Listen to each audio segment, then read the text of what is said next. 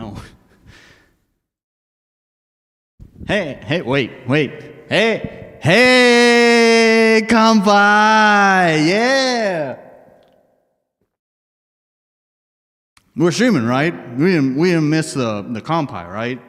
YouTube. Oh shit! You know what it is? I know what it is. Wait. Technical difficulties. Hey, there we go. Now no. Technical difficulties. It's just not. Man, I prepared everything. Way to ruin it. Hey, welcome to my GDC talk. I'm here to talk about finding a publisher. We can turn off the reverb now. That joke's done. The technical difficulties are ruined.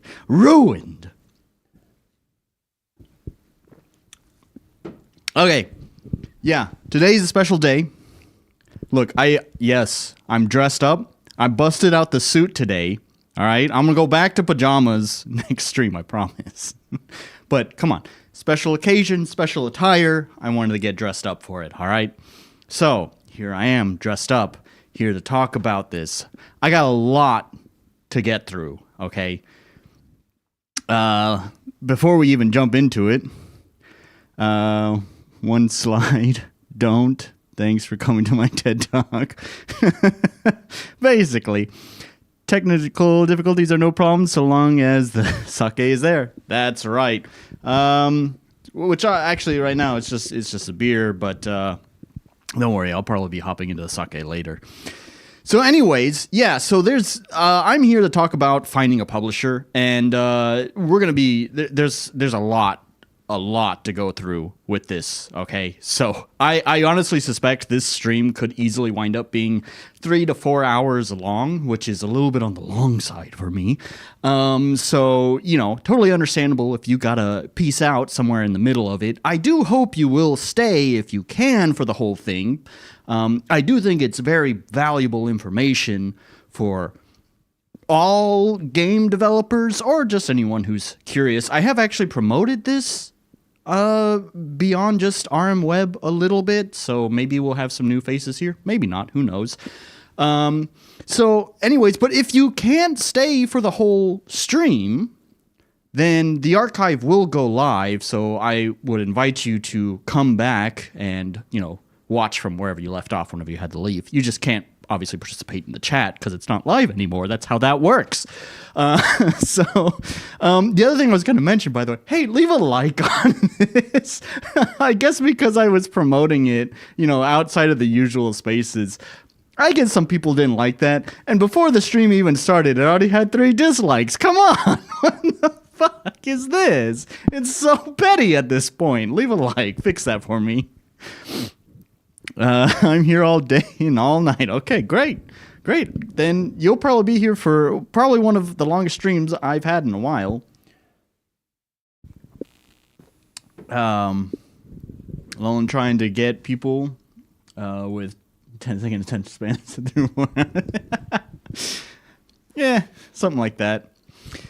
So without much delay, so here's the one thing I will say. So let's just switch over to the slideshow now, and that's gonna, of course, pushing my button brings up that. Okay, there we go. So we're gonna hop right into the slideshow now, and you'll see that we have quite a lot to get through here. Now, the way that I'm gonna do this, especially because I want to stand up for this, I'm not gonna be able to really read chat. It's a little bit too far away, and my eyes suck too much to be able to read it clearly. So basically the way that I've done it, and I just want to focus on talking about the points that I'm talking about. So you can see how I've structured it here is, there's going to be occasional break time, chat catch up, and Q&A sections kind of peppered throughout the whole live stream. During that time, I'm going to do exactly what that says there.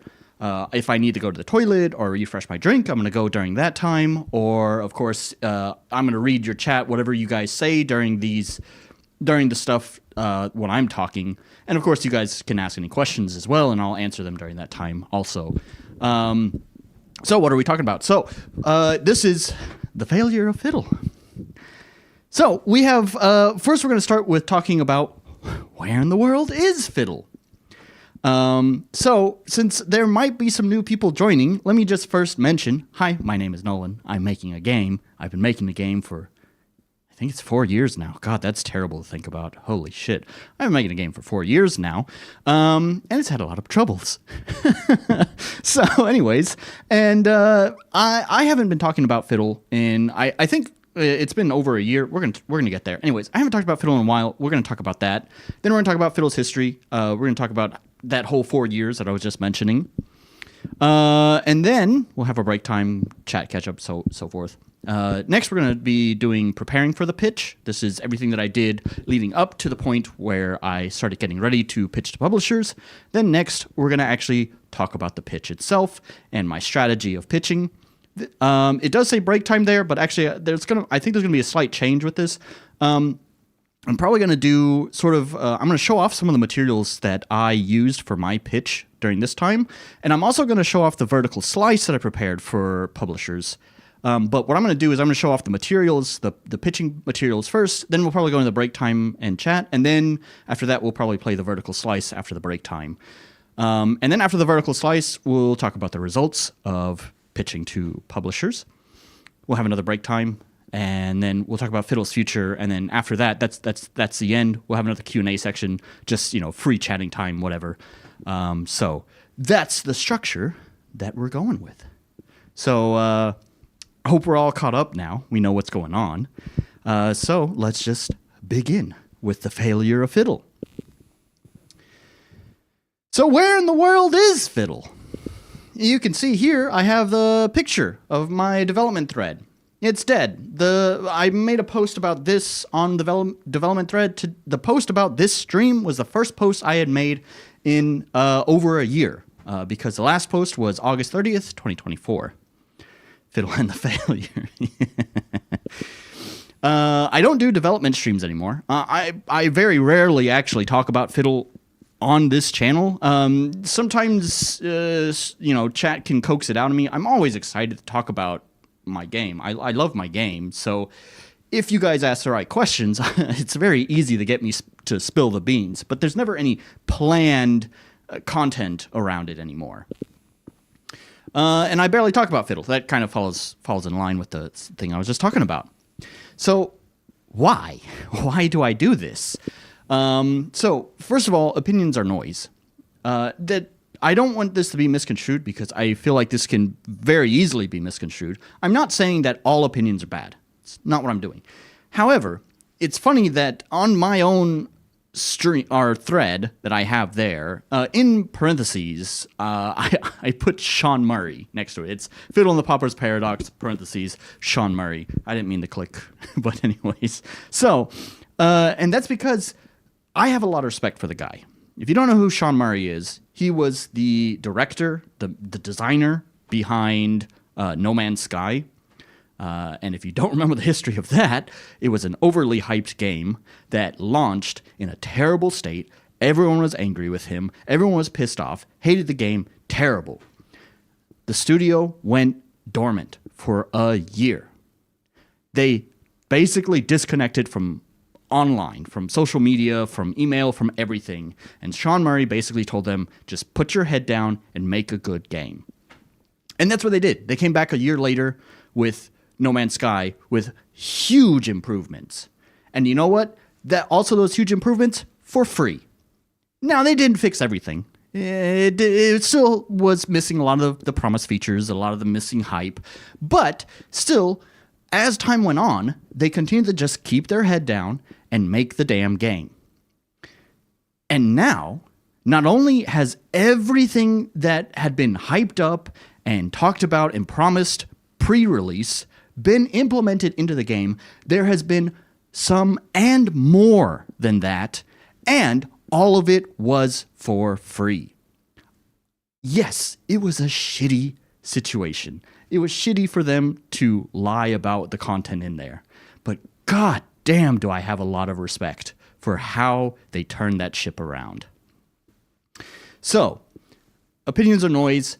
I'm just not really talking about it because I just want to keep my head down and make a damn game. That's it. When it's time for me to get opinions, I will put it out there and I will get opinions. When it's not time for opinions, I don't need them. I don't want them. The next one that I accidentally already revealed here is it's easy to lose focus on the current task. You get an opinion and you're like, oh, damn, you know what? That's actually kind of right. I should probably do that.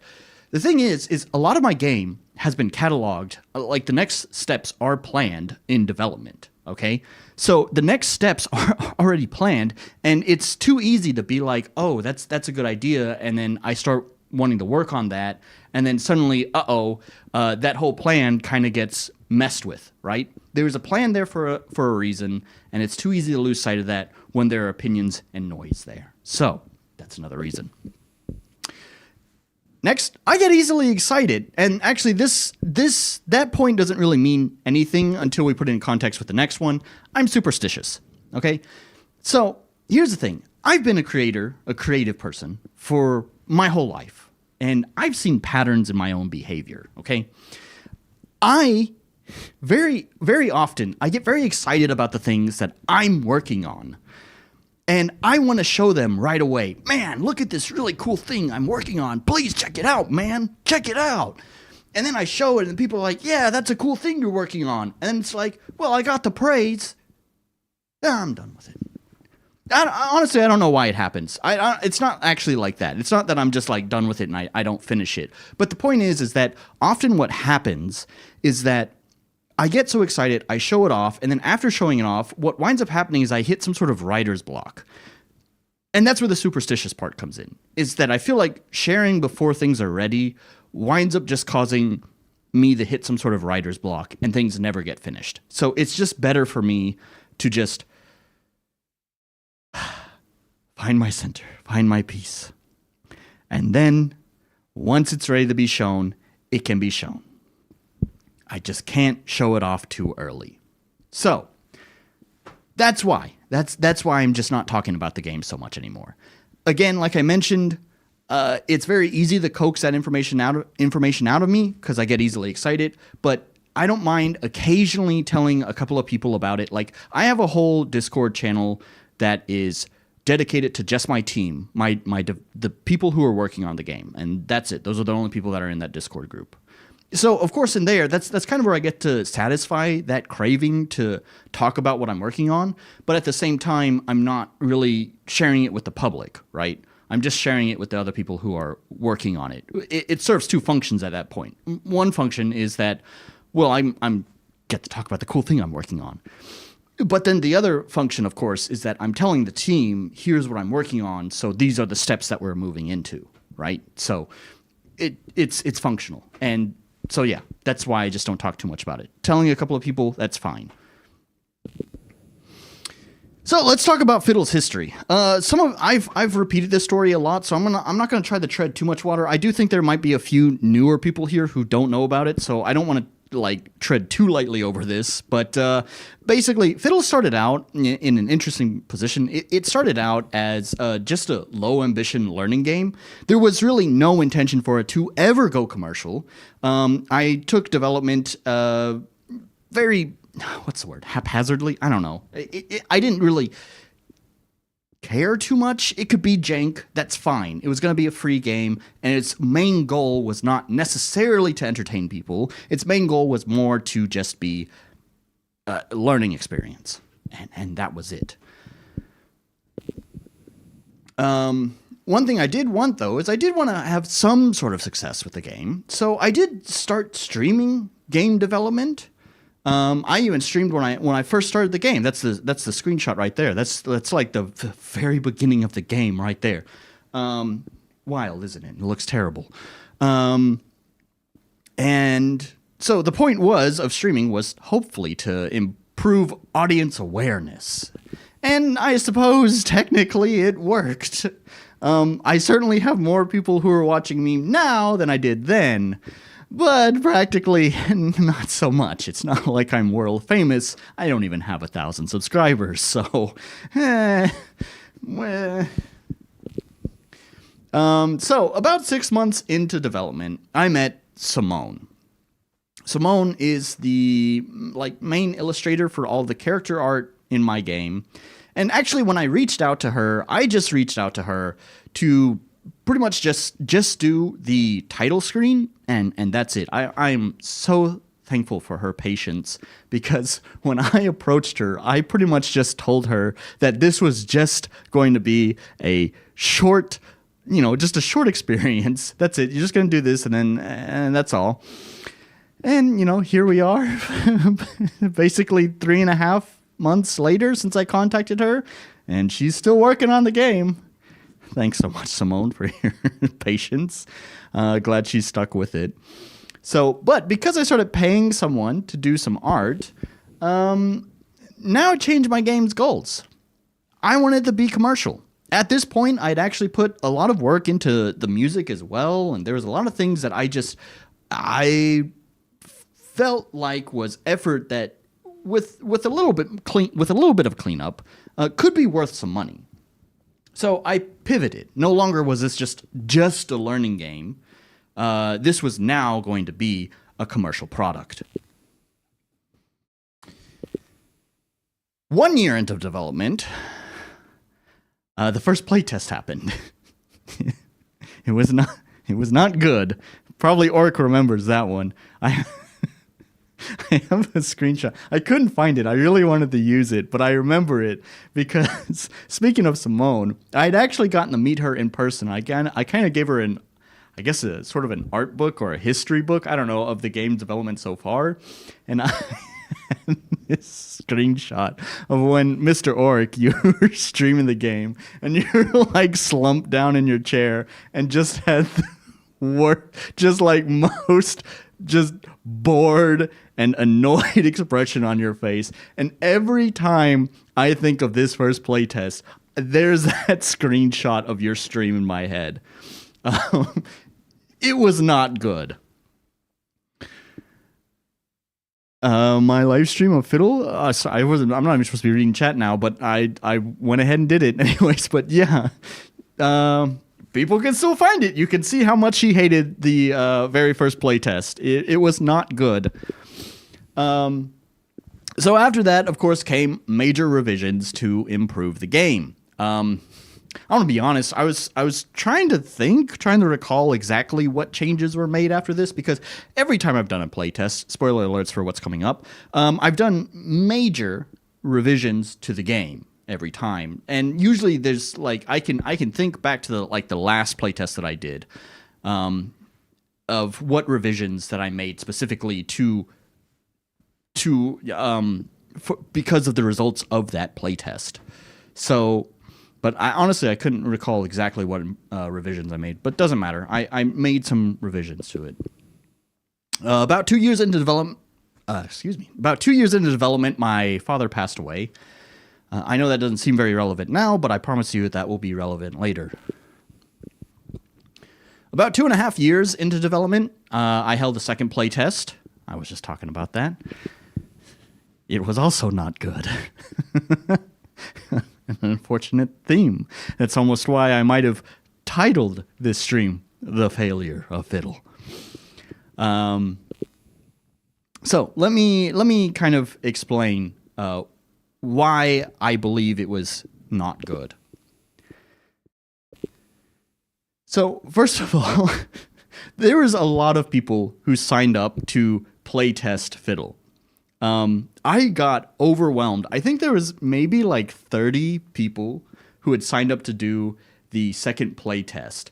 So first of all, and that's because I promoted it. I promoted that playtest everywhere, including here on my stream. And there are some people who watch my streams that don't engage with the other channels that you can contact me through. So this is partly for them right here. If you signed up for the second playtest but never received a key, sorry about that. I started receiving a lot of feedback. I did it in batches, here's 5 keys to these people. And then once I received their feedback, I sent out another 5 more, kind of like that. So I did it in batches. And I think I only did 3 batches in total. Because by that point, I started receiving mostly a lot of the same feedback that I'd been receiving from everyone. And most of it was not very useful. There are some points that were yeah, it's useful, but it's not really it's very easy technical stuff, balancing, whatever, it's things that very clearly, like, it's an early stage of the game, and those kind of issues can be ironed out later. Like, thank you for bringing it up, but that's kind of not what I want you to focus on. I want you to focus on the bigger picture, right? So a lot of the feedback was just not very useful and often just missed the point. So it showed a problem at a very fundamental level, I think. There was a deep-rooted problem. It's surprisingly, actually, a lot of people didn't really pick up on it, but what I was noticing is that it's kind of like people would talk about this problem. It's kind of like pointing at a plant. They're like, hey, that plant is a weed. It's a problem. You need to pluck it. But what you don't realize is that weed is connected to a large root system that's feeding all of the weeds. Like, plucking that is not really the problem. Cutting that weed down is not the problem. The problem is the whole root system, right? So it showed a problem at a fundamental level with the game that I picked up on. The game was built on a rocky foundation. I want you to recall that it started as just a learning game with low ambitions. I didn't know where the main story was going. The main story has changed probably like 3 times throughout its development. Originally, for the first 2 revisions of the story, it kind of had this meta story to it, talking about, like, it was aware that you are the player, and it would talk directly to you, the player. That, by the way, that's gone now. But anyways, even still, like, I wanted to do that idea, but I didn't know where I was going with it. So I scrapped the fundamentals that the game was built on. Things have been completely reworked. And that started with making a game design doc.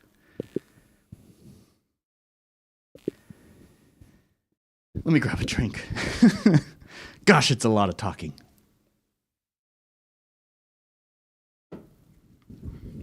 So the game had the right heart and the right soul.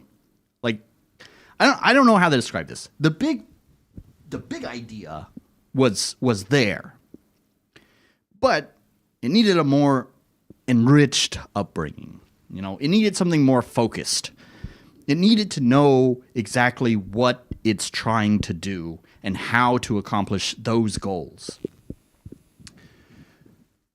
I told you that would be relevant. My father's life insurance was paid out, finally, and enough to sustain a year of my life with some frugalness.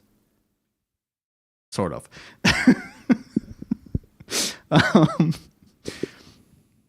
I set my sights on finding a publisher with the encouragement of some really good friends. Queen Kisaki, y'all don't know her, don't worry about that. My best friend, Ronnie. And the person whose publishing opinions I hold in the highest regard. Mr. Ernest Placido. Why? Well, if you don't know, Ernest Placido actually has his game being published by a publisher. He has interacted with publishers regularly to get his game published. And not just once, either. He is someone who has experience with this. And he played my second playtest. Now, he told me there's a lot of problems with it.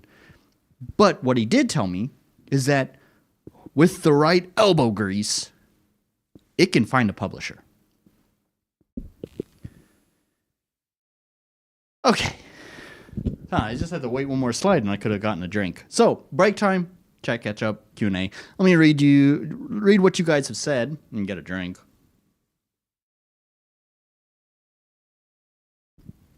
My goodness, it's a lot of words. So, let's see. Also, Wrath of Wood, nice to have you here.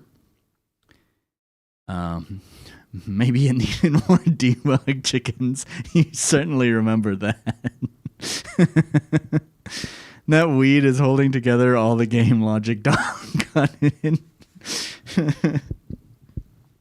So basically you did all the classic beginner mistakes. Hell yeah. That's exactly what it was. Yep.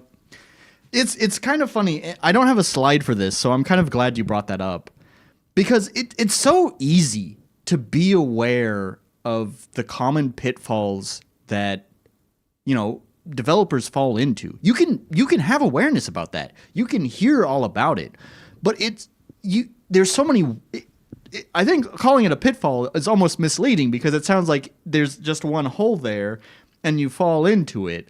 But it's more like, I don't know, an asylum. And how you get brought into the beginner indie dev asylum can be through many different routes of how you fall into it. Just because you have awareness of that asylum existing doesn't mean you are aware of all the pitfalls and traps that eventually land you there. In a weird way, I'm seeing some parallels between it and Immortal Sins. Immoral Sins? That might be a better name. That's because it is similar. Yeah. Hello. Have been Schrodinger watching your streams from time to time. Saw the stream and checked links in the description. Seems interesting, but I've never heard about your projects. Well, glad to have you here chatting. Thanks so much. Hey, don't wait. Don't check the links. That's spoiler. That was me being that was me being lazy. I didn't want to have to put the stuff there like after the spoiler. Don't check those links yet. No. Hang on a moment.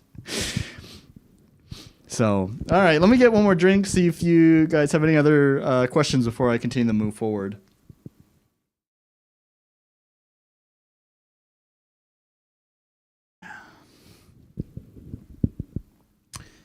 It's funny, the chat on the live stream chat. Oh, there we go. I was gonna say the live stream chat on the display on OBS is faster, but the actual OBS chat box specifically for YouTube, my chat in the layout is faster than the OBS chat. Too late. Spoy boys incoming. I don't even know what that is, but anyway. Oh, spoilers. I know what you're talking about. Go to the links and ditch a stream to consume information in 10 minutes instead of 4 hours. No, I think without context, those links aren't actually going to do much for you. So, anyways, all right, let's move on. I threw this slide in kind of. Actually, I threw it in last minute. I threw it in today.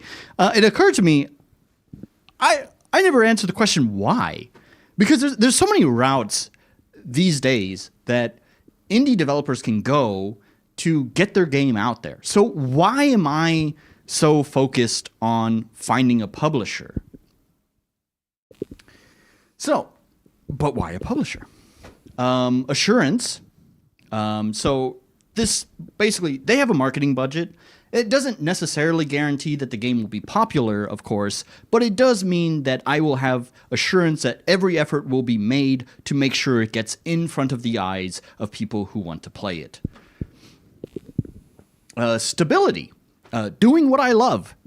So basically, the publisher, would pretty much pay me as a full-time job to just work on my game. That sounds really quite nice. I'd love to do that. I'd love to just spend every day just working on my game. I got to do that this past year. This is getting a little bit ahead of myself here. But yeah, I got to do that this past year. And I really did make developing my game into my full-time job. I literally spent Monday through Friday going to a cafe. That is technically true. I pretty much went to a cafe every day where I would sit down and work on my game. But it wasn't technically every day. Sometimes I would actually stay home and work on it, but that's beside the point. Still, I would spend hours Monday through Friday working on my game full time. And I loved it. So I would love to be paid to do that instead of watching my bank account slowly dwindle down. And scope. They can reach more platforms. Now, this one's kind of tricky. So, by this I mean they can get the game on other platforms, not necessarily just Steam. They can get it on Epic Games, God forbid, GOG. That's all PC platforms. But also they have relationships with the big consoles, so they can also get your game put onto the consoles as well. So again, it has a wider reach. Now, that is complicated given the fact that the game has been made with RPG Maker, so which complicates things. I think there's kind of a slide later where there's not really any bullet points about it, but we will kind of talk more about that later. So anyways, it is complicated. still, having that accessibility to other platforms is just a great benefit of a publisher. So why not a crowdfunding campaign? I'm certain that's an important question, because that's one of the other common routes that indie developers go through, is to just go through the crowdfunding route. It basically comes down to a lot of responsibility rests on my shoulders. And that comes from a lot of different areas, from maintaining and creating the campaign, keeping backers informed, making sure not to let backers down. All of this sounds very stressful. And of course, on top of this, it doesn't come with any of the assurance, stability, and scope there. So if the game is popular and it goes viral through, like Kickstarter or whatever, then that's great. I can just fund it through crowdfunding, and that's a huge hurdle crossed. But the thing is relying on virality is equivalent to buying a lottery ticket. That success is not guaranteed, right? Because of that hurdle, because of relying on luck, and then on top of that luck is the responsibility that rests on my shoulders. It's not really a route that I personally want to go down. Now, we're gonna come back to this point a little bit later as well, okay? So, preparing for the pitch. So, first and foremost, planning. Planning. If there's been one thing that has cursed this project the most, it has been the lack of planning. I aim to change that. So, revising the design doc. I made a design doc after the second playtest. Don't get me wrong. The thing is that design docs are built and made to be constantly updated.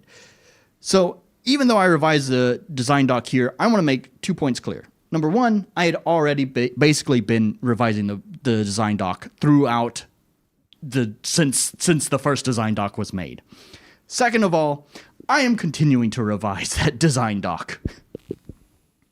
Outlining the story and gameplay sections. So again, there were parts of the game that I knew that I wanted to do. Most of that came down to the townspeople, which you'll get to hear more about later on when we get to the pitch contents. I kind of knew generally what I wanted the townspeople stories are. You could, in a way, consider those kind of like side quests. So I kind of knew the side quest stories were going to be about. But the overarching story, as I mentioned earlier, I didn't know where I was going with that. And then, of course, different gameplay sections. There were ideas, there were concepts, but none of it was really properly planned out. So I did that. I outlined the story and gameplay sections. And writing a script for those sections because it was necessary to implement them properly. You can fly by the seat of your chair, putting in the dialogue as you go. That's a recipe for disaster, as I have learned. So, writing the script for those sections. I wrote the script before I even opened up RPG Maker. I can tell you that a lot of the time that I had spent during this past year of development was actually probably more in something like Google Docs or Photoshop or literally anything other than the game engine itself. There was a lot of time spent in other software, in other places, doing things that were about planning. So that's how I spent my time. Not everything was planned. I should make that clear. Not everything was planned, but all parts that I thought might be included in the vertical slice were. Everything in the vertical slice was planned out very specifically.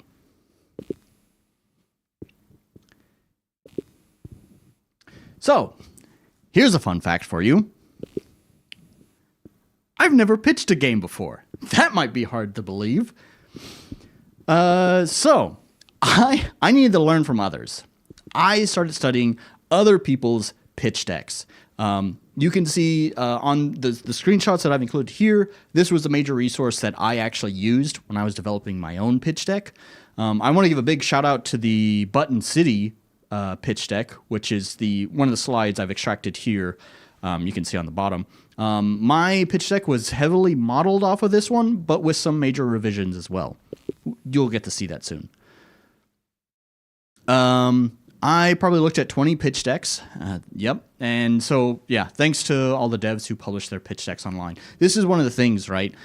I'm very thankful to all of the other developers who've been very candid about their experience with publishing, with finding publishers. Because obviously I had no idea what to do. So I was looking through lots and lots of different resources to try to find this information. And it's thanks to the people who are doing basically what I'm doing here, being candid about their experience, that it was able to help me a lot. So I'm incredibly thankful. And basically the way that I feel like what I'm doing here is just passing on the torch, right? I relied on a lot of other people to help me.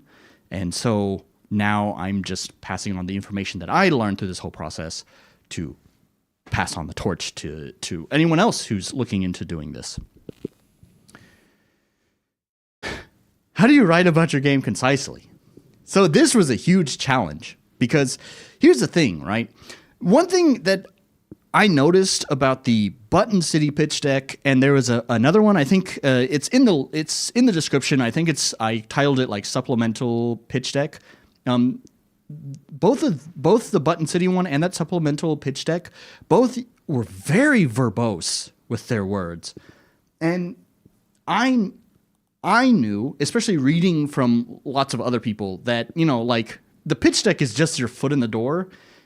You are expected to have plenty of slides to kind of inform the developers, but they almost don't even give a shit about it. They just want it to catch their eye, and that's really it. So the more wordy you are, the less likely they're going to go through the whole pitch deck, and the less interested, the less of a foot you have in the door. Because if your most interesting parts are hidden in walls of text, then they're never going to learn about it because they're just here to get your quick pitch, right? So this was a huge challenge, was trying to take my game and be able to write about the cool stuff that's in it in a concise way. Writing about my game in a marketable way forced me to think really, really hard about my game. There are some really difficult things to, like, how do I word this? So this actually later helped me adjust game direction, meaning more revisions to the design doc. Like I said, the design doc is an ongoing thing that is constantly being updated. So yes, by doing this helped me focus its design more. And I think because of that, the game's in a stronger position. But I still don't know how to write concisely. You'll get to see this when we get to the pitch deck. So my final pitch deck saw 4 iterations and then 2 additional revisions on top of that. And I still think it's very, very imperfect. But that's okay because, like I said, it's more about just getting your foot in the door, right? So that's okay.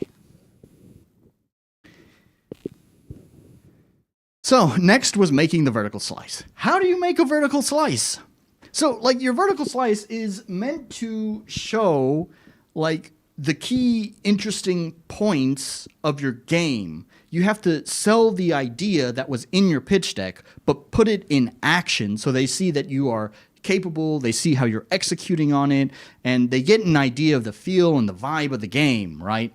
So I had to figure out how best to represent Fiddle, which was difficult to do in a short bite-sized demo.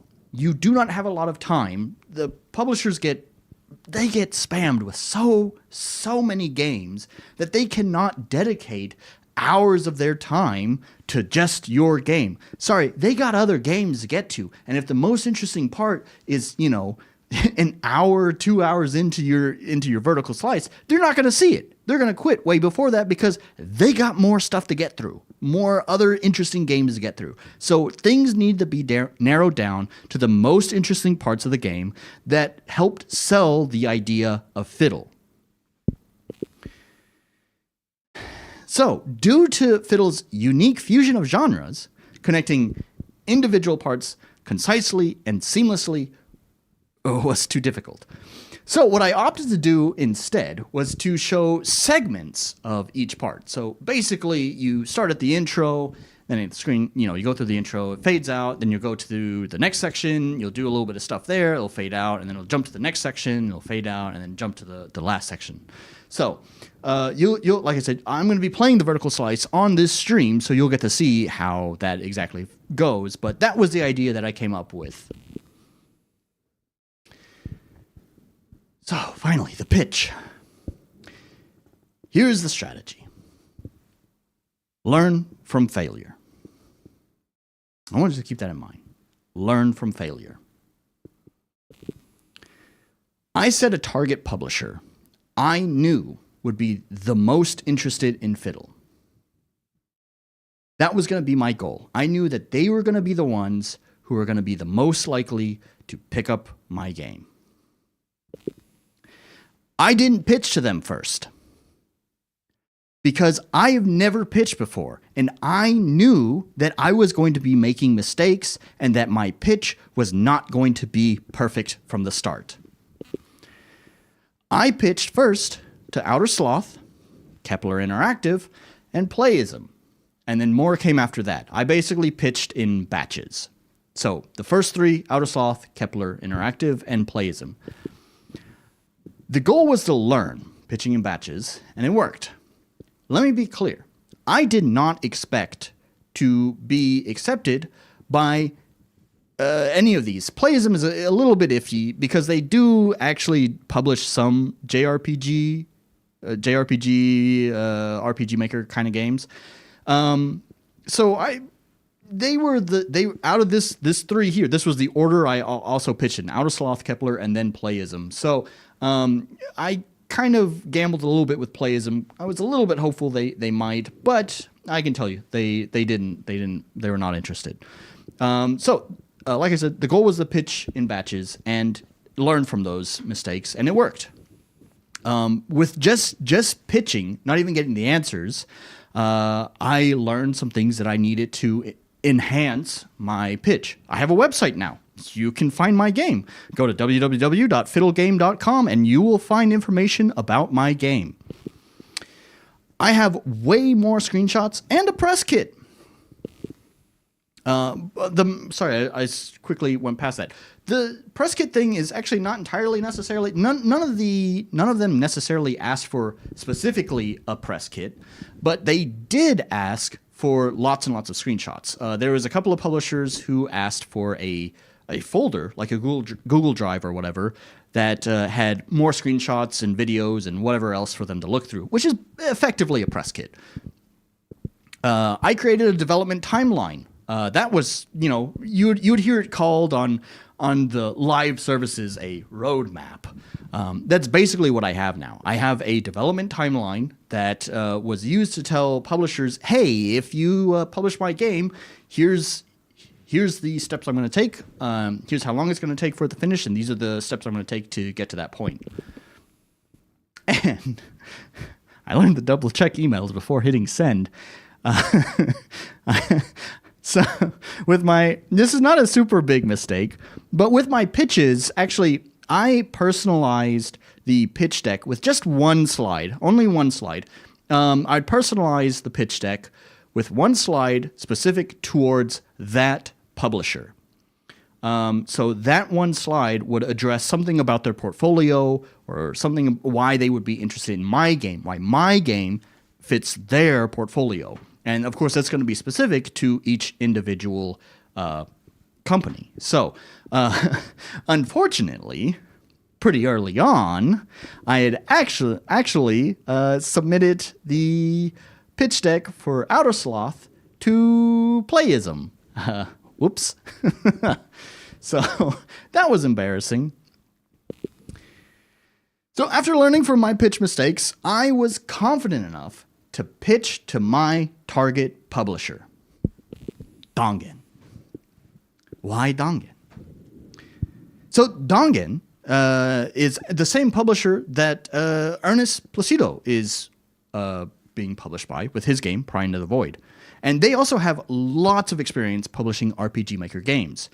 They've published games like RFL, One Shot, The Witch's House. These are all very famous, very popular RPG Maker games. And some of their games that are not RPG Maker are still very similar in style to RPG Maker. For example, Ernest Placido's own game, which was, he has very high respect for the RPG Maker scene. And so, of course, a lot of his game takes cues from RPG Maker. But he's also a techno wizard who knows how to program really well. So, of course, he made his own game engine instead of using RPG Maker, which was probably a good choice. So, anyways, my target was Dongen. So they were going to be who I was going to pitch to. Now it's time for the content. Let's get to the content. Let me get a sip real quick. So first, what I want to do is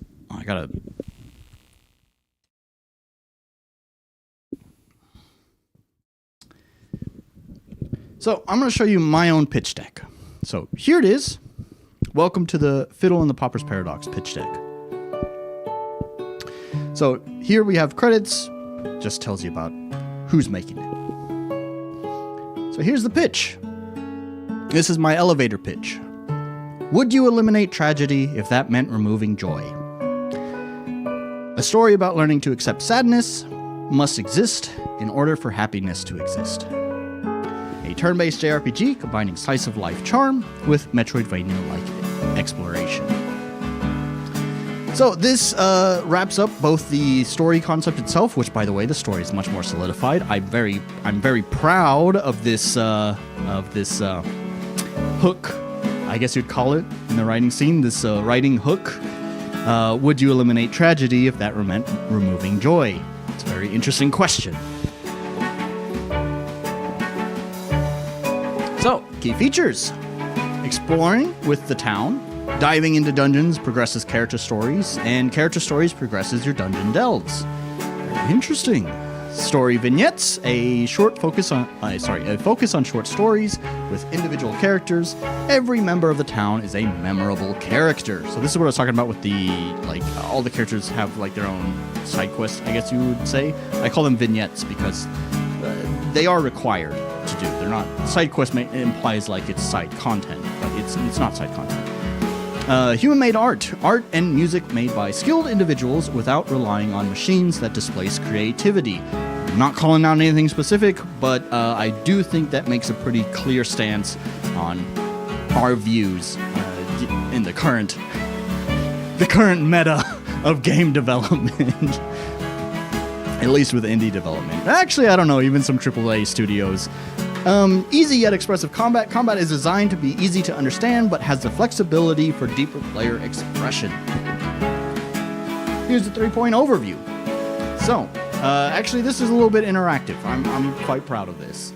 So, we'll look at these one at a time. So, starting with Township, you can talk with townspeople, each with a unique storyline that unfolds through short quests. Clean up trash, place decorations to improve the town. A more developed town improves villager happiness and unlocks abilities and items. The town is brought to life with changing NPC schedules for each day of the week. Let's take a look at that. Wow, you can click here. And there we go. You can see some pictures. Trash is making the town ugly. Let's clean it up to increase town happiness. Fiddle can also decorate the town. Here she's planting some lovely flowers. And on the right, the townsfolk have their own troubles, but it's Fiddle's mission to help them. It's just a screenshot of one of the stories there. Moving on to exploration. Progression of dungeons is tied to character story, and character stories are tied to dungeon progression.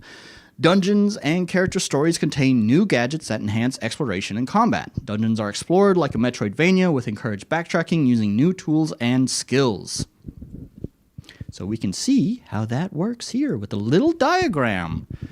Here we are. So you can see on the top right, you can see that Fiddle is blocked by this ominous mask, saying that you need the strength of a bear to break it. Well, as you can see, we go to the middle and we find that bear. Wow. Now here you can branch off. You can either take that bear and you can break that path, or you can take that bear to one of the people in the town and you can help them through some of their mental problems.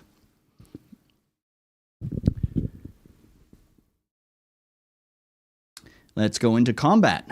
Combat is built on an easy-to-understand system: stack to sustain damage, juggle to deal burst damage. Turn-based rule set that is not complicated, no initiative checks, no half turns, no complex stats to remember, and few weaknesses and resistances to memorize. Distribute stat points to the 4 main stats, equip items to the 4 main item slots. When stats reach milestone points, secondary effects are automatically applied. So we can take a look at combat. I'm actually not very happy with this slide, but anyways. So here you can kind of see the combat in action. The reason why I'm not happy with it is technically screenshots, but it's screenshots of text. So it just winds up being a lot of text that just kind of explains how these things work. So yeah, it's not super great. We're going to see how this works whenever I play the game. So we're just going to move on from that. So now we've seen the 3 points, so now we get to see some of the less fun parts, the business side. And I'm even going to show that off. Oh, we have a few extra screenshots here. So there we go. Some neat stuff going on, I guess. So here's some comparison games. This was really difficult to put together because of Fiddle's unique position. I could not for the life of me find any other games that are doing things quite like Fiddle. That's both a good thing and a positive. No, that's a good thing and a bad thing, because that does mean it's unique. It is doing something interesting that's not been done before. The problem is that it's kind of hard to show how successful this concept might be. So for my comparison games, I chose Blue Reflection. Not only is it a game that I really like, but upon lots and lots of thinking, I realized it's actually very similar to my game. Not a big surprise. I really like the game. So of course, subconsciously or even consciously, I have taken notes from it. So it's a game that revolves around the hearts and minds of a group of friends. Level exploration is often a metaphor for their trauma. Relationship building and school development increases capabilities to explore the level. JRPG that shares many similarities with Fiddle. And this is very much true. There's like a school that's especially in the second game here that I've linked. The second game, there is a school that you can build up. You can add stuff to the school and whatever that increases the happiness of other characters.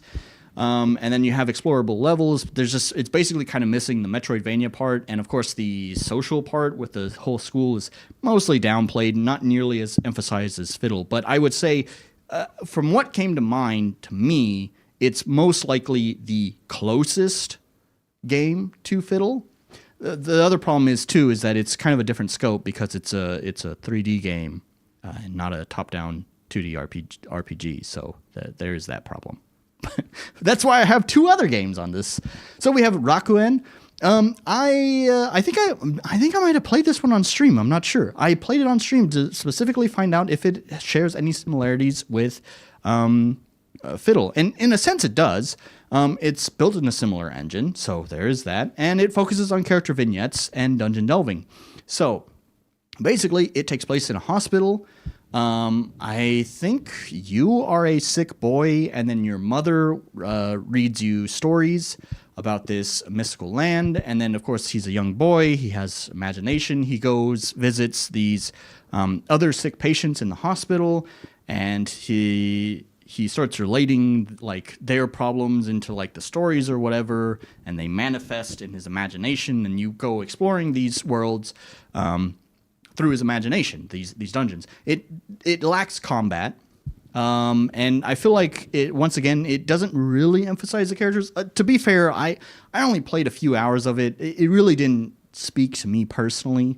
It didn't quite have the right kind of juice there to captivate me, but it does have some similarities, and it sold really well. You can see there at the top, I estimated 357,000 copies sold.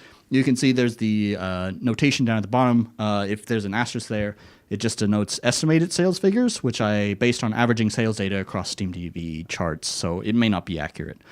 And finally, Fields of Mystria.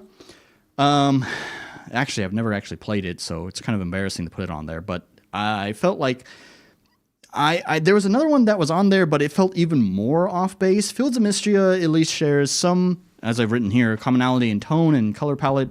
with life sim and exploration gameplay similar to Fiddles and Poppers Paradox. So, and it had quite good sales. So yeah, I felt like it's kind of close. Target audience. So these are the people who might be interested in playing the game. So players who enjoy the Atelier franchise, Stardew Valley, Fantasy Life, all those games are, kind of have that slice of life vibe to them. I mean, specifically Stardew Valley and Fantasy Life, both I have that kind of life sim thing going on.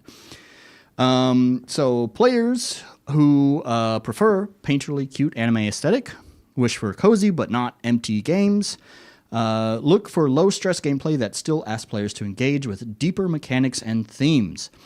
Players who prefer a slow-paced game that gives a sense of a slice of life. As I added the small little note up there, Fiddle is the gateway from cozy to core gaming. So I kind of view it as sort of like a cozy game, but it's a little bit more demanding. I really like the cozy but not empty phrase there. That's what I think really kind of emphasizes that point that I'm trying to make, the gateway to cozy. Or, sorry, the gateway to core. So, now we get to talk money. Oh boy, everyone's favorite. So, here we go. I got to make these charts. These charts are sort of based on estimates on, assuming what it takes, my monthly expenses just to live and exist. Plus, of course, averaging out figuring out how much art needs to be made or how many other assets need to be made for the game. Figuring out how much I typically pay for, one asset, whatever it may be, programming, art, whatever. And then also adding a little bit extra to that just in case, because you never know. Some project may be more difficult to execute on than another, so it winds up costing more or whatever the case may be. So there is actually some sense to all of this. It is not just pulled out of my ass. So you can see that for illustrations, it's all in yen. Sorry about that. But basically, the main thing that most people care about is going to be the dollars. So it's $32,600 at the time of the exchange rate when this was written. That may have gone down or maybe up. Who knows? So that's just for the minimum budget. This is basically including 24 months of development, character art and key art, battle sprites, and basic character sprites, as well as the battle system player UI. So it's not really covering too much. It's basically the bare necessities for the game to exist, which is why on the bottom there's what I called for the happiest fiddle, which includes 30 months of development time, special event CG art, animations, and enemies, unique tile sets, improved UX, and refined enemy AI. Funny thing is, actually, I think that refined enemy AI is actually going to make it into the final game, even with the minimum budget. It's kind of necessary because we've reworked the whole battle system. So otherwise, without refined enemy AI, the enemies have no fucking clue what to do with default RPG Maker AI, nor Yawnfly's AI thing. There's no way I can make it work with the new combat system. So what I also need in addition is the marketing and outreach, localization, console porting, and platform relations. So here's the timeline. This kind of doesn't matter because it's talking about the minimum funding. Of course, with Happiest Fiddle, it's going to change because there's more art and stuff that needs to be implemented. So we're just kind of going to gloss past this, but you can really see here that I added a kind of a roadmap for the game. So why Fiddle is a good fit for publishers. Okay, so this slide specifically here, I want to point this out. This is the slide that would typically change depending on who the publisher is. Because like I said, I would personalize this pitch deck for every publisher that I sent it to. However, the pitch deck that we're specifically looking at is the one that you can access, that's available to the public to access. You can just go to the website, www.fiddlegame.com, and you can actually access this pitch deck for yourself. So this one is just made for a general audience. This is not made for any specific publisher. There's one point on here that you might already see that I don't know how happy I am with having that on there, and I debated changing that because of how unhappy I am with that point on here. before this stream, but I decided no. I'm gonna give you guys the raw experience. I'm not gonna edit it, so I'm gonna leave it there. But just know there's a certain point on here that I don't agree with. I'll let you guys figure it out. So first, it's truly indie. Mainly, it's me and some very kind and patient freelancers. Estimated budget is within a reasonable range. I want to point out that a lot of the publishers that I was submitting to would typically say, they would give a budget range for the kind of games that they can fund. And, most of them were giving budget ranges between 100K and more, right? So even if we go back to my my happiest fiddle here, it's just under $50,000, which is very, very, very, very reasonable compared to some of the budgets that the minimum budget that some of these publishers would want. So yeah, estimated budget is within a reasonable range. The gameplay elements are a unique fusion of tried and tested genres, making it both original in concept but safely popular genres. The last one, recent successful JRPG-inspired games, such as Expedition 33, show there is a strong audience for turn-based RPGs that ask high-concept questions through their story. I don't like that last point. I mean, it's true. It is true, but it's just not good for the pitch, personally, I don't think, because it's comparing games of entirely different scope. So that's why I don't like that one. So anyways, here's the team. Actually, since the last time I've talked about the game, there's one, maybe two people on here that you didn't know are helping me with my game, so might as well go through all of this. So obviously there's me, born in Texas, 1992. Been making music since high school. In 2017, moved to Japan. Decided to call this place my home. I like Nihonshu and praying at shrines. Somon was the first member to join the team back when the game had much smaller ambitions. She has been practicing art her whole life and has perfected cuteness. She enjoys spending her time alone and playing Final Fantasy XIV. Next we have June. June is from America. June has mastered pixel art through a very unique process, making his art one of a kind and adequately cute. Seriously, he's shown me some of like his software, screenshots of his software, and it's like, is it pixel art or is it programming? it's fucking wild. But anyways, yeah, it's amazing his work that he can do.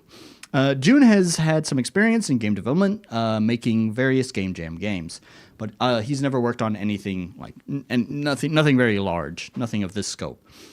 I'm not even going to try to pronounce Mac's name. He's born in Poland, and I cannot speak Polish, so I'm just going to call him Mac.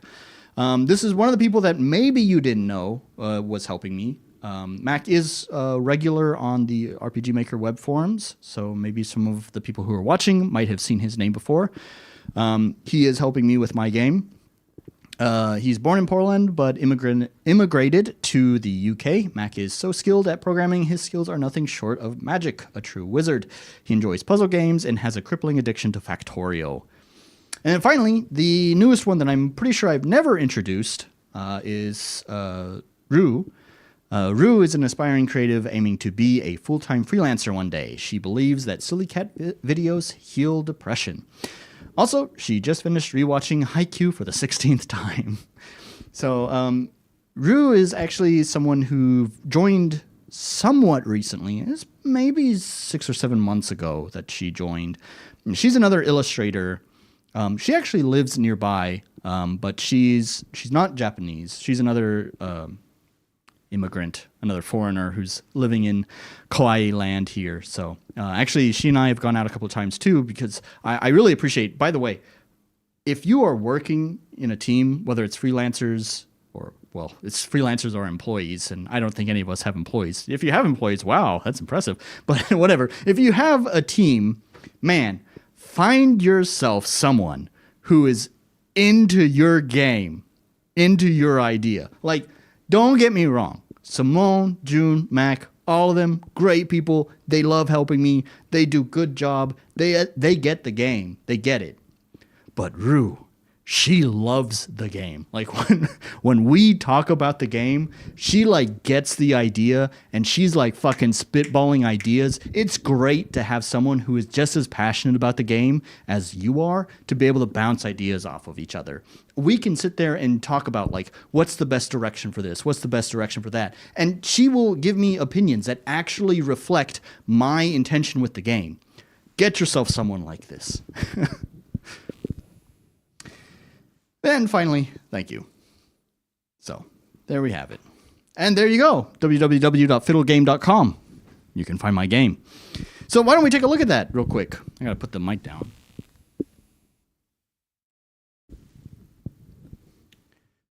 So here we go. Most of the information that's on this slideshow is more or less just taken straight from, or not slideshow, is more or less taken from the slideshow. On this website, this information is pretty much taken straight from the slideshow. So we're just going to kind of go through it pretty quickly. I do think it looks pretty nice, though. I'm quite happy with it. So here we go. FNPP. Would you eliminate tragedy if that meant removing joy? I didn't mean to click. And then here you can, it says a story about coming to understand true happiness. So then you can access the pitch deck and the press kit there. There's some more pictures. These ones were originally in my pitch deck, but I wound up replacing them with some other pictures. So, but that one's still there. So some new pictures. Here we go. A Life Sim Metroidvania Light Fusion turn-based JRPG. That's a lot of words. So this information here is basically the same thing as the 4 points that were given. So we're just going to kind of skim past that.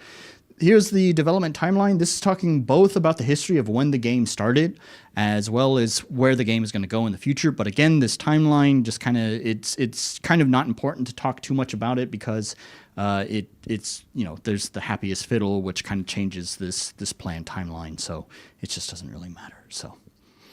And then finally, meet the team. It's basically the same information. I did use some slightly different pictures there, but either way, there's that. Here are some screenshots. You can see some additional screenshots here if you were at all curious. So there you are. A lot of these screenshots were also in the pitch deck itself. I think there's a couple of extra ones in there. So, and that's pretty much it. So I really need to pee really quite bad, which is good because we are going into the break time. So, excuse me, I need to use the toilet. When I come back, I'm going to get caught up on chat, and you guys can ask me any questions. But excuse me for just a moment.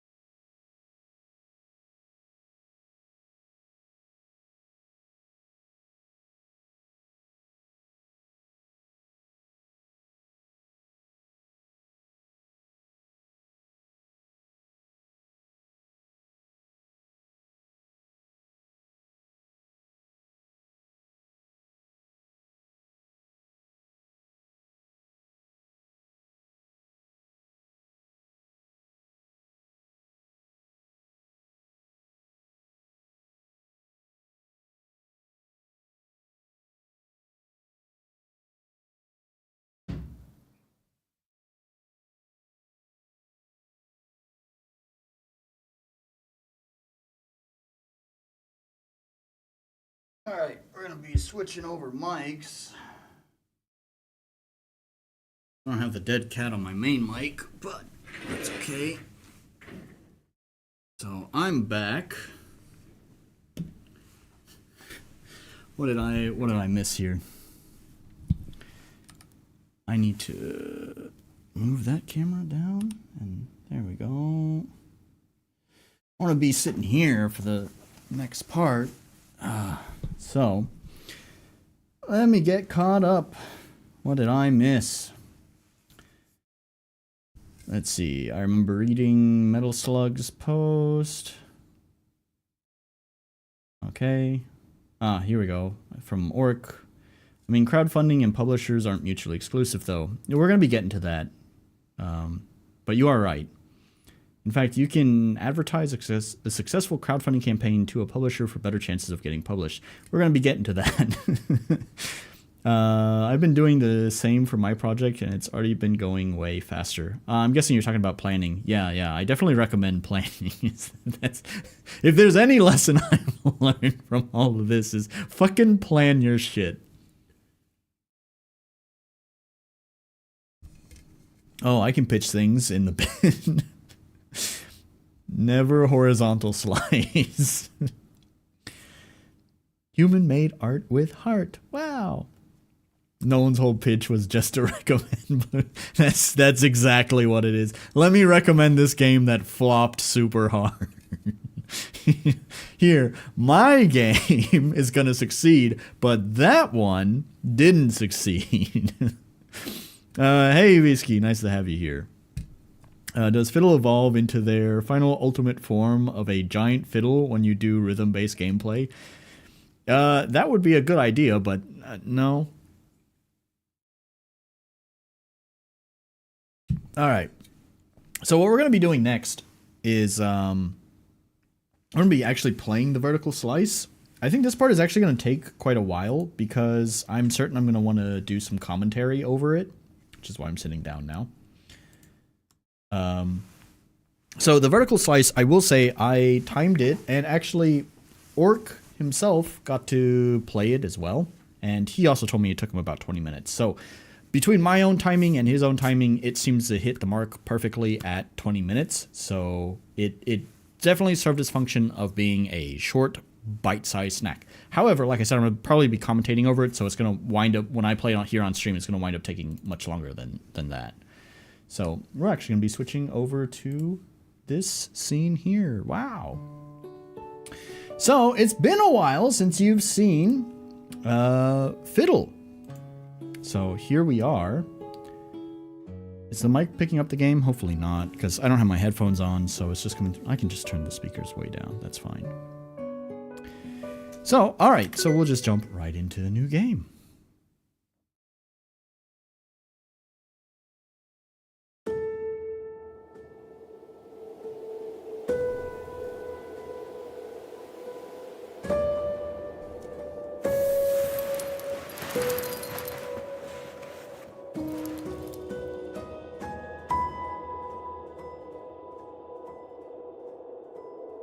Still have that intro.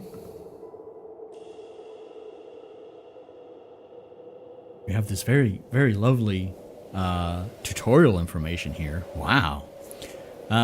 Basic exploration. I want to mention too, by the way, now there's a lot of custom stuff here, but actually, other than the text box itself that you see in the front, and the floating tutorial icon, pretty much everything else was done with show picture commands. That whole background with the diamonds and how they come in, that was done with picture commands. Wow.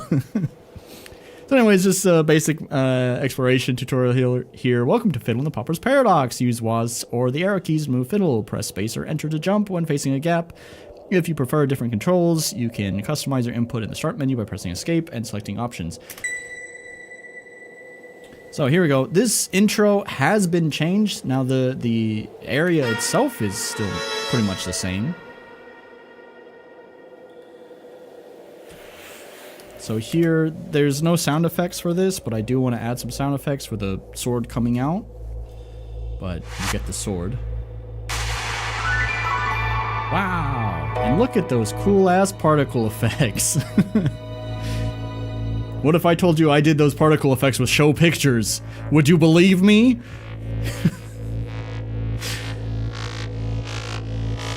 Fiddle just acquired the sturdy and reliable Plank. Plank is a weapon that allows Fiddle to perform basic actions. Whenever you acquire new gear, make sure to equip it right away. Equip the rigid Plank now.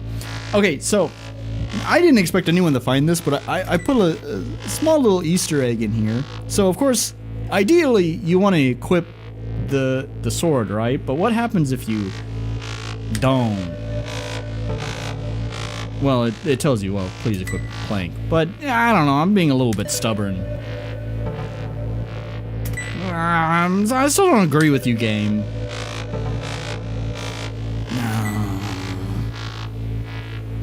No. Uh-oh. Yes, that's the Easter egg. It crashes the game. This fucking thing is held together with fucking duct tape, by the way.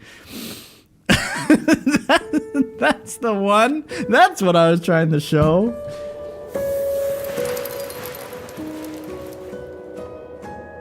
No, the particle effect, I was joking about the show pictures. Bruh.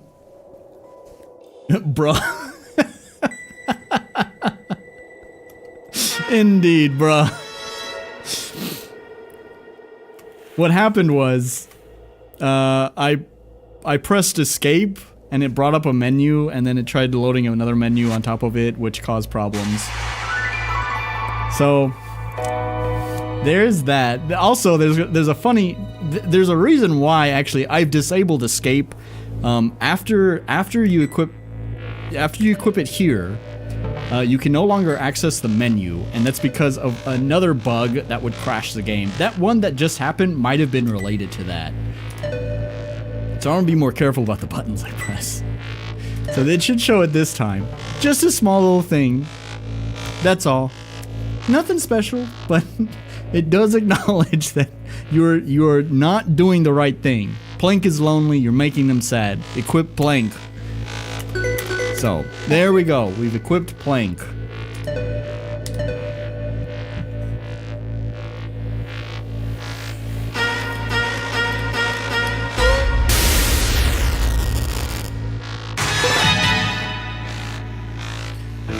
So far, this is mostly the same as the last playtest that I did. Other than, of course, the tutorial information has been refreshed. This is the combat scene. Use Fiddle's engage skills to attack enemies, and Fiddle's support skills to aid her. Fiddle's magic skills require confidence points, shortened to CP. Confidence can be gained through various means, such as getting hit or attacking with a weapon. Plank's attack skill helps Fiddle gain confidence. So, now we have the Plank skill here. Attack a single enemy with Plank and recover a moderate amount of CP. So the one thing is that actually, we need to attack first, sorry.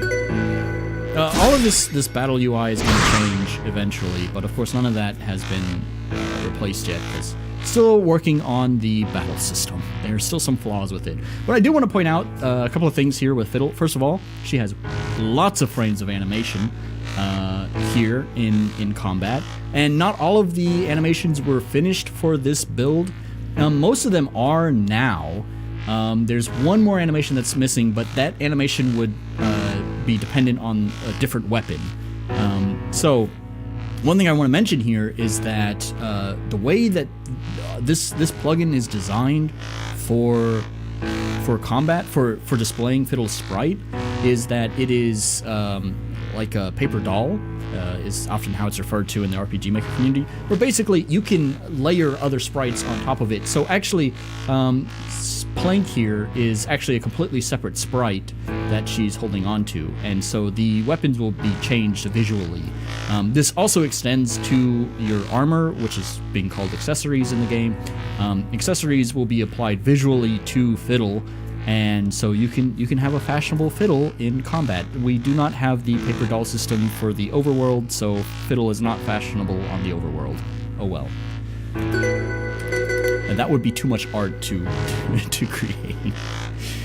So I know how to win this fight, so I'm gonna kind of just breeze through it. You can start to see part of the new combat system here. It's being held together with duct tape in this version. It's very much a very early prototype, but you can at least see some of that stuff.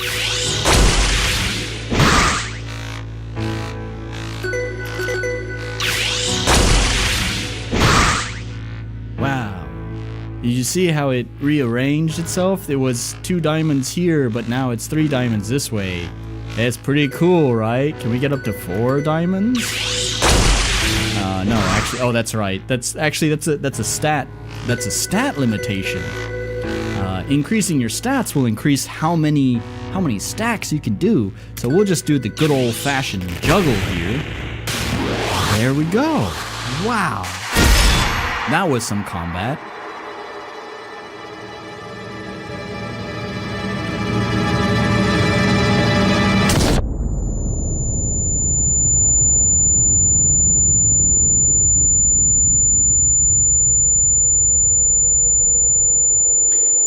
So from this point forward, for the people who had played the previous playtest, this part of the story has been completely changed. Because the previous playtest still involved the Maker, which was like a second antagonist in the story. The Maker has been completely removed, because he was kind of this meta element. Get it? The Maker, RPG Maker, ha ha ha. Anyways, that has been completely removed. So the story's been rewritten because there's no more of that meta element anymore. So hey, I'm Fiddle. How's it going? Huh. I wonder where I am. Oh, is this the tippy top of a mountain? Does that mean this is a ski trip? I remember a lot of things, but I don't remember going to a mountain.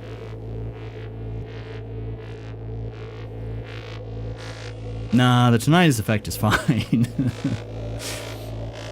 It's a little bit loud on the mixing. I've turned it down on my system there. You're joyful.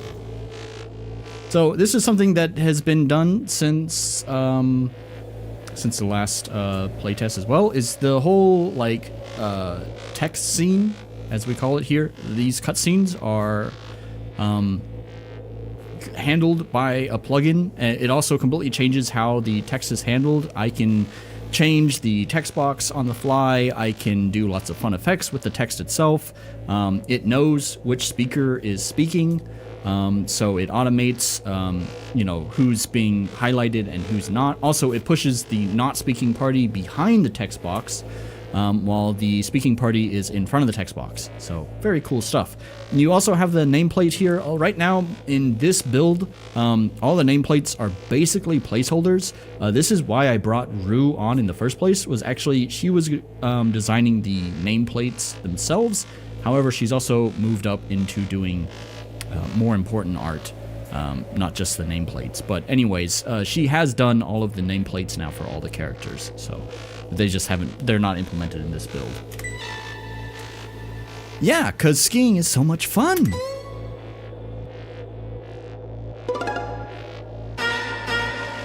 Wow, we're so super high. I can't see anything. That's weird.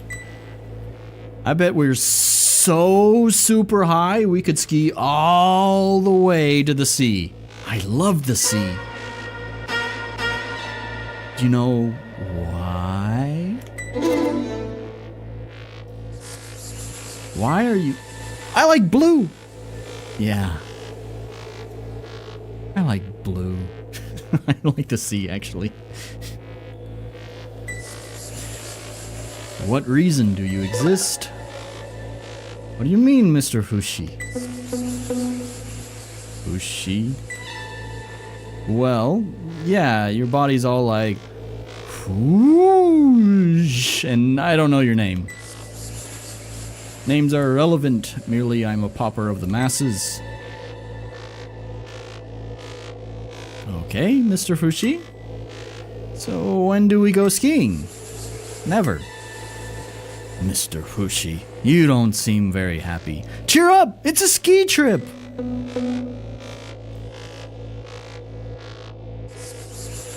I cannot cheer up, nor should you be able to. What do you mean? A deliberation for my world. a departure of happiness.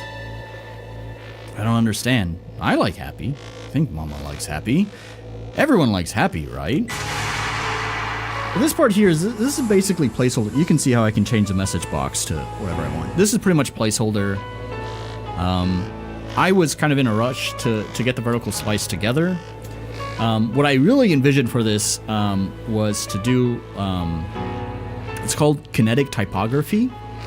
I think I have like some drafts like of it drawn out. And I have some of the assets ready for the kinetic typography too. Here, like this. Kind of see. Let's switch cameras.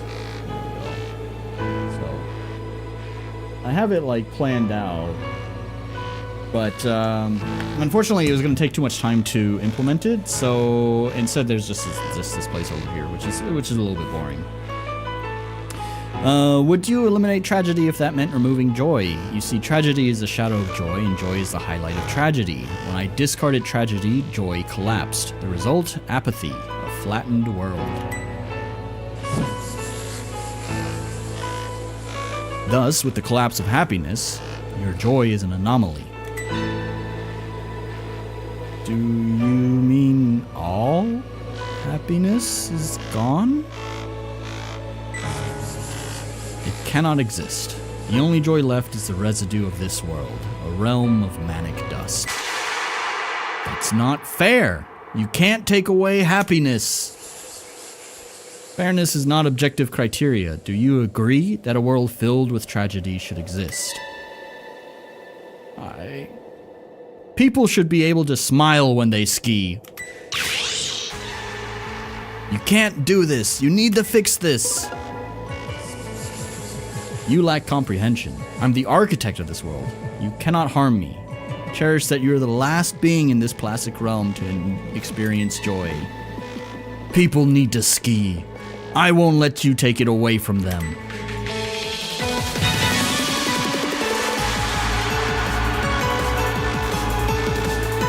So here we go. It starts to introduce the main mechanic of the combat system. So Fiddle has 3 elemental skills for dealing damage: Bluster, Surge, and Ignite. All apply a matching elemental stack.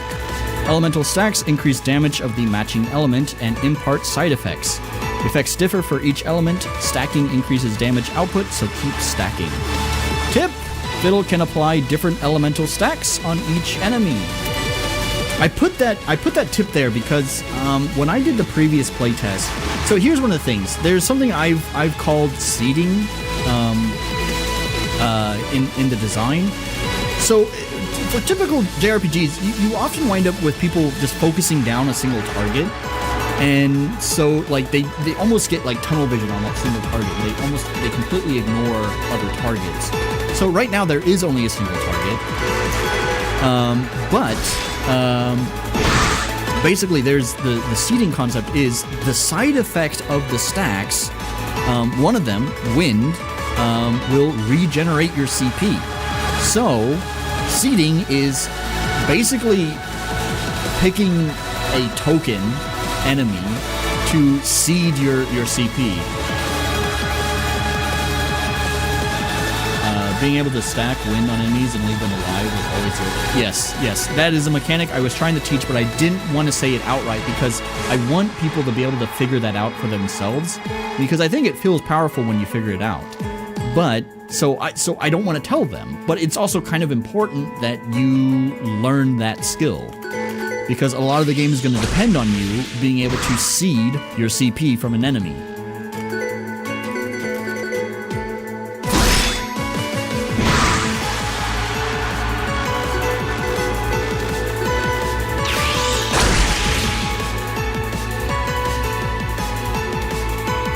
Proud member of the Fiddle Figures. So here's a new mechanic too. I'm actually gonna act like I don't know what's going on here because it's gonna get explained later. So, oh no, he has an exclamation point over his head. Oh well, whatever. Let me just go ahead and do this.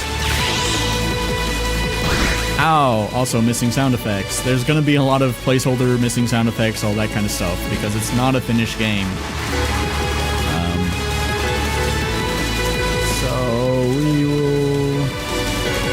We'll just do another bust.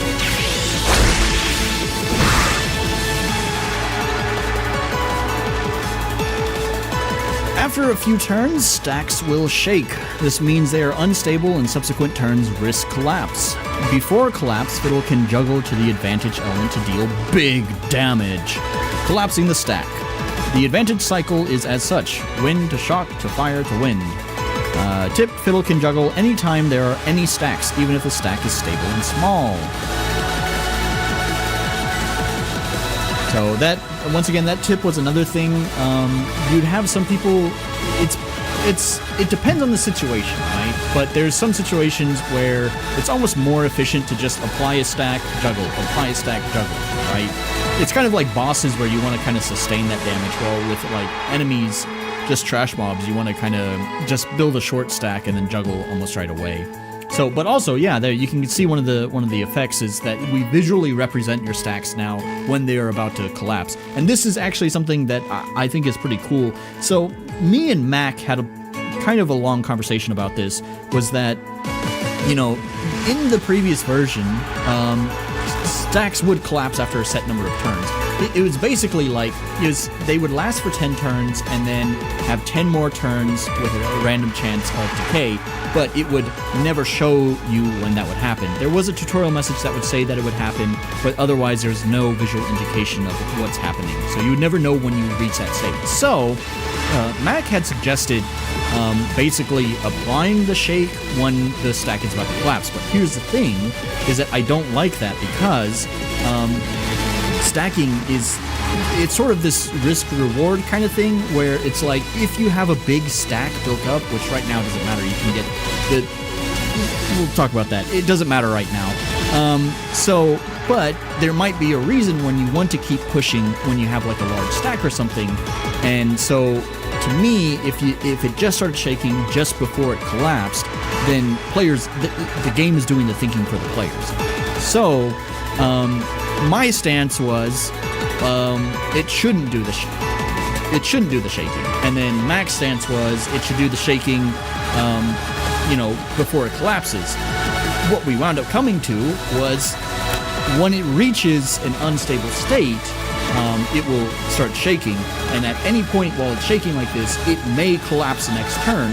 It might not. So, anyways, I thought that was a good compromise.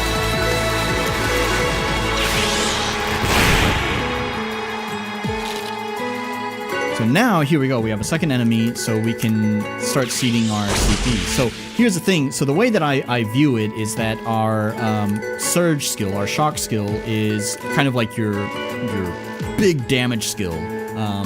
So if you want to keep kind of using that, but it doesn't restore your CP, so you are instead applying stacks to another enemy to seed your CP.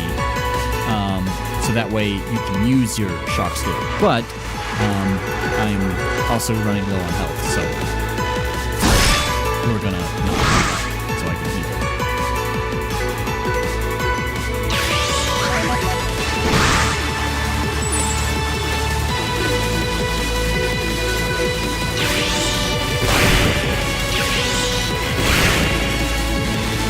it. See, enemies can also apply stacks. Oh no!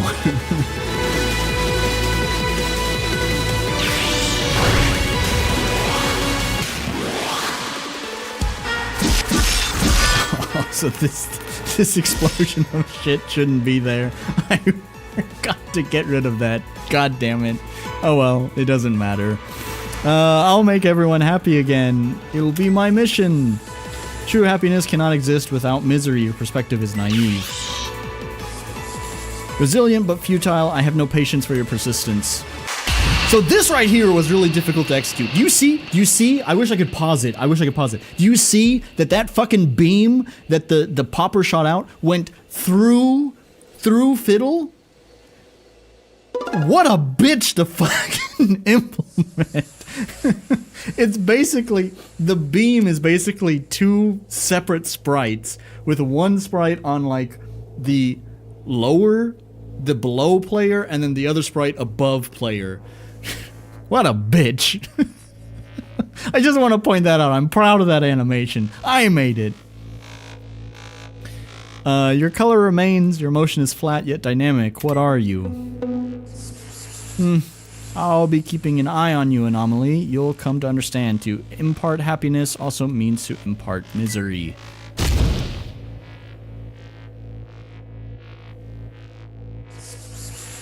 Soon you'll desire apathy to exist in the manic world below. We'll meet again, Anomaly.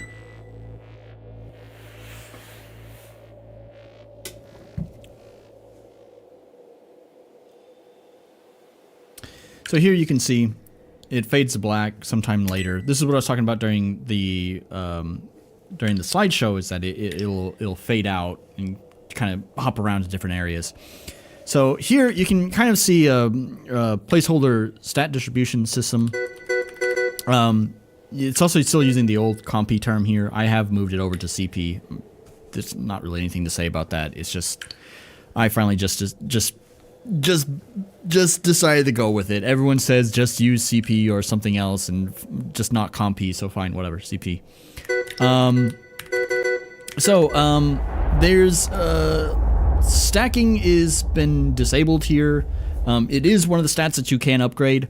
Another thing that you cannot experience in this build is that basically the way that it works is that for every stat point that you distribute, after reaching a certain milestone of stat points distributed into that stat, you'll get a secondary benefit. This was also mentioned in the pitch deck. So for example, you haven't seen it yet, but with HP, if you reach, the higher your HP is, the more dodge charges you get. We've changed that name to something else, but I don't actually remember what it is off the top of my head. I think we settled on stamina, but that the name doesn't really matter what it is. You get more opportunities to dodge. You haven't seen that yet, but anyways, that'll increase with your HP. Compy, CP, whatever. The CP will increase the, what is it? It increases the side effects of stacks. So when the secondary effect of increasing your CP will increase the side effects of stacks. Power, when you increase power, it will increase the stability of your stacks, if I recall correctly. So the higher your power is, the longer your stacks will stay. And then the last one, which of course is not available to select here, is your stack. It was disabled because basically stacking is 100% in this prototype of the combat. Stacking is going to have diminishing returns. That's why you would boost the stack stat, is that having higher stack stat will make it easier to apply more stacks and reach higher stacks, which that's the other thing too, is that increasing your stack stat, the milestone will allow you to increase the maximum capacity of stacks you can apply to an enemy. In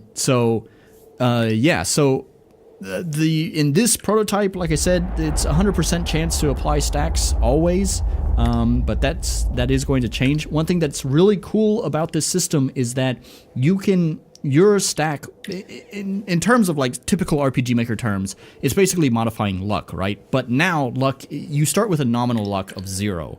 And so every time you increase your luck, it just adds a flat percentage point to your luck chance. So if it says it's a 35% chance to get a stack, and you have 15 in your stack stat, your luck, then it becomes 50, right? It's just a flat 15% increase, right? The cool thing is that if you have something that's 100% chance to apply a stack, then you can actually apply 2 stacks at once. You might see that happen in the build because of how things are handled here. It is possible to, with one skill, apply 2 stacks or more because you can exceed 100%. So anyways, we're basically just gonna put 2 into power and then just 1 into HP.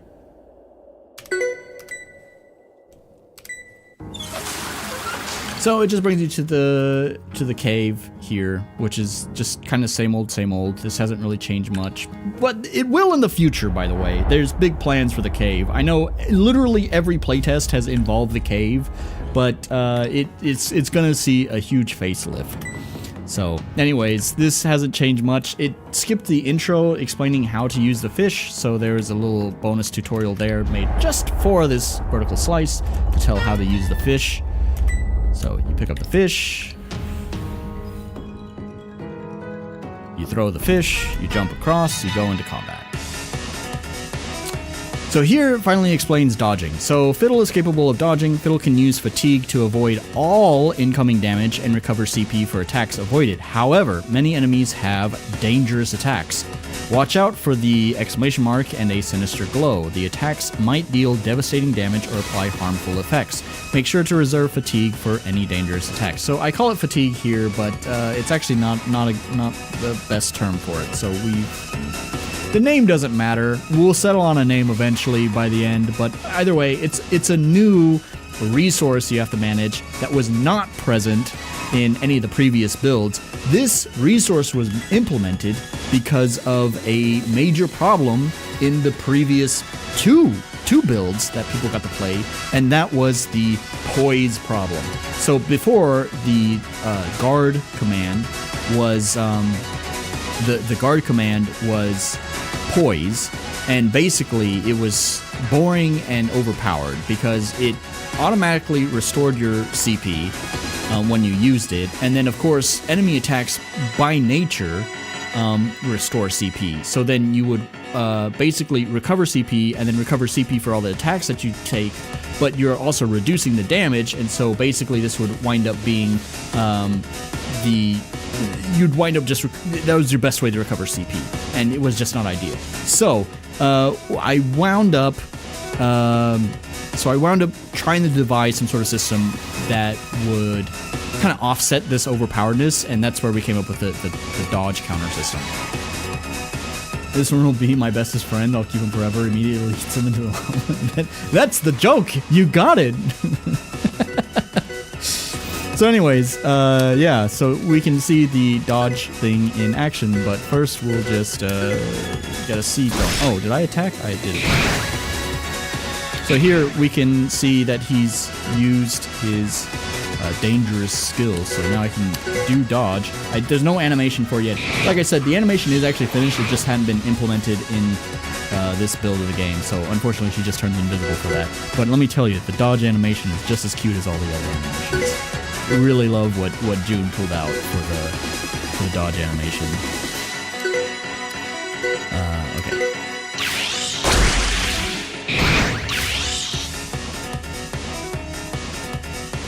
Oh, it's funny. He has a stack boosting skill, but in this build that actually does nothing. That's completely fucking worthless.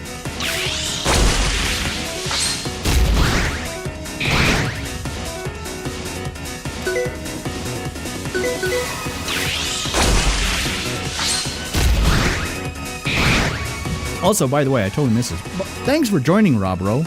Glad to have you here. Robbie, oh, wherefore art thou?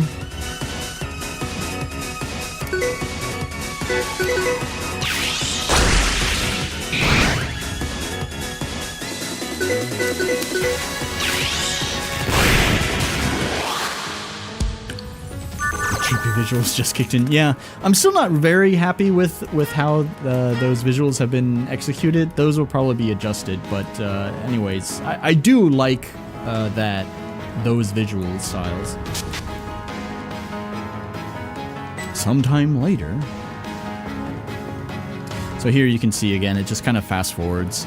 You can try to explore, but it just tells you, oh, I forgot this is just a demo, I can't go that way. And it pretty much tells you that for pretty much everything. Originally I did have this room accessible because that's where you normally get the hammer and chisel, which has been changed to the bear. You saw that in you saw that change in the screenshots of the pitch deck, but here it's still the hammer and chisel.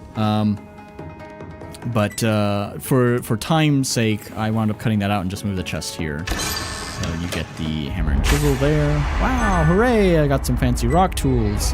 Now I can be a Lassipari, a Lackhari, a Lentostory, a Lapindary, a rock person. Chisel and hammer. Fiddle just found the chisel and hammer. Finally, she can express her innermost thoughts. The chisel and hammer can break or restore stony structures. If a boulder seems to be blocking your path, break it. If a stone seems to be ruined, fix it. In battle, if Fiddle has a marble slab, she can craft a statue to act as a distraction for enemies. Actually, that's also going to be changing in the game. I'm probably the only one playing Silk Song in this heap of RPG Maker news. Possibly. Should have called it Milk Song with all the horn. So anyway, so now it gives you a chance to fight a boss. You can win this boss fight. I'll try. I do want to kind of go through it pretty quickly though.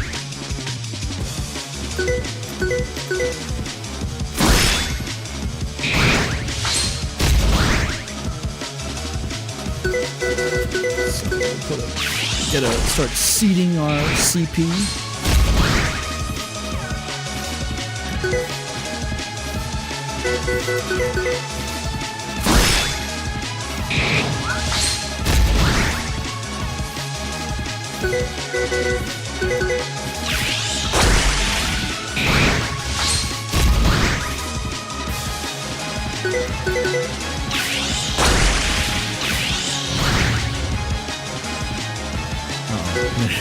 Oh, actually, I know his skill prep thing is not worth dodging, so it's totally fine. Yeah, because it's just stack down, luck down, whatever. So, but right now in this build of the game, that does not matter because the prototype combat is very, very prototype.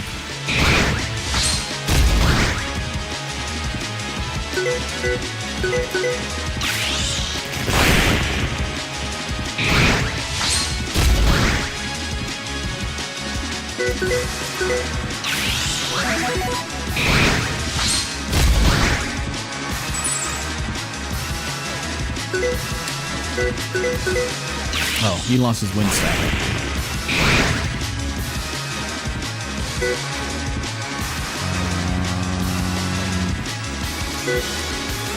Yeah, I guess I'll just dodge. Uh-oh. Now he's using his dangerous attack. I think this one is very dangerous because I have 2 fire stacks on me, so... Yeah, I guess I'll just use my other dodge charge. I will mention, so the dodge charges here... In this build, you cannot recover them. Once they're gone, they are gone for the rest of the fight. However, that is not going to be the case. Basically, the way that we are planning to do it is, you'll basically get like a pie, and that is your dodge charge, right?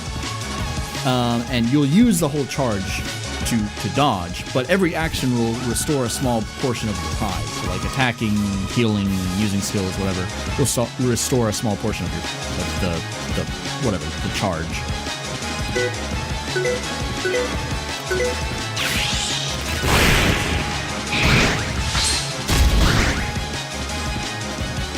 Let's see if I can finish him with the juggle. I can.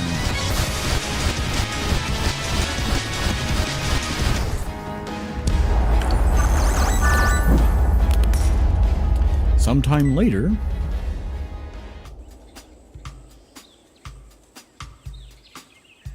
Fiddle and the Stacks. Yeah. So now I bring you to the town.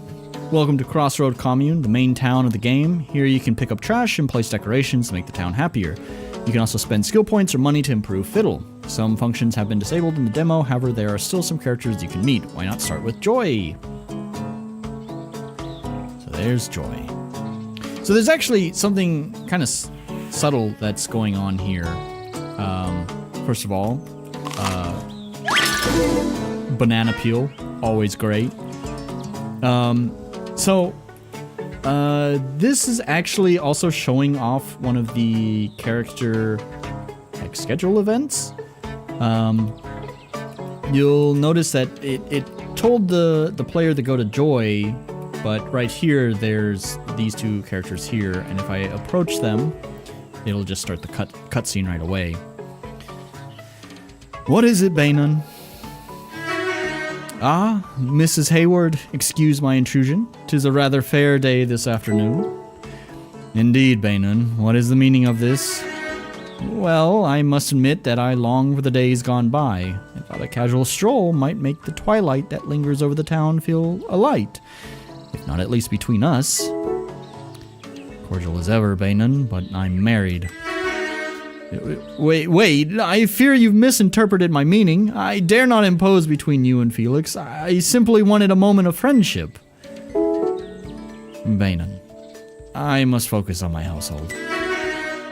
Understandable, though the ways and the tides, right? I cannot let Joy fall behind on her studies. I see. Perhaps another time. Only as soon as Joy is old enough to care for herself. Goodbye, Bainan. God be with ye, Everett.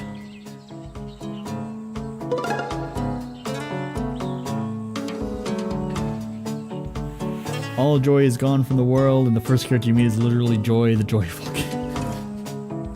Dang.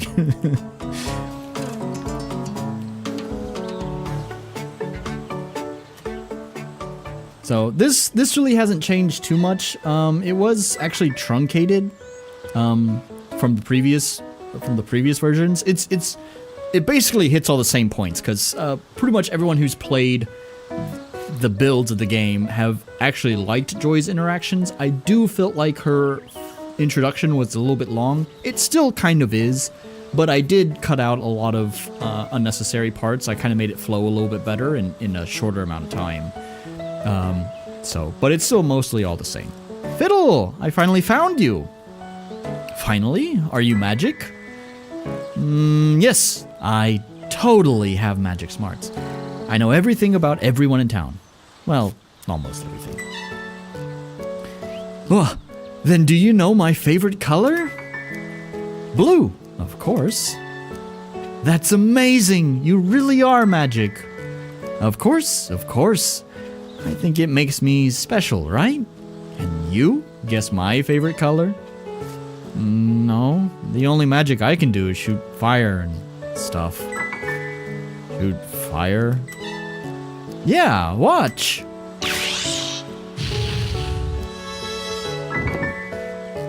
Oh. When does the fire go out? The park is on fire. Oh, I'm sorry, Mr. Tree. Please forgive me. You're special too, huh? I wish I had magic like that. I wish I had magic smarts like you. Ah, then I know. Let's trade magic. Yeah. How? I think we just did it. Do you know my name? Wait. Yeah. I feel something. Your name is... Makaro. No, you're just hungry. Wow, how'd you know? I guess I didn't get your magic smarts. I think so. Ah, I know. Maybe I didn't learn how to use the smarts yet, but maybe you can use my magic. But I don't know how either. I like to shout funny words to help me do my magic. Try shouting Faraday Surge.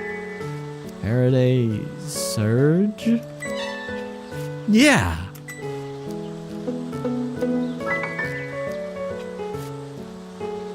Okay.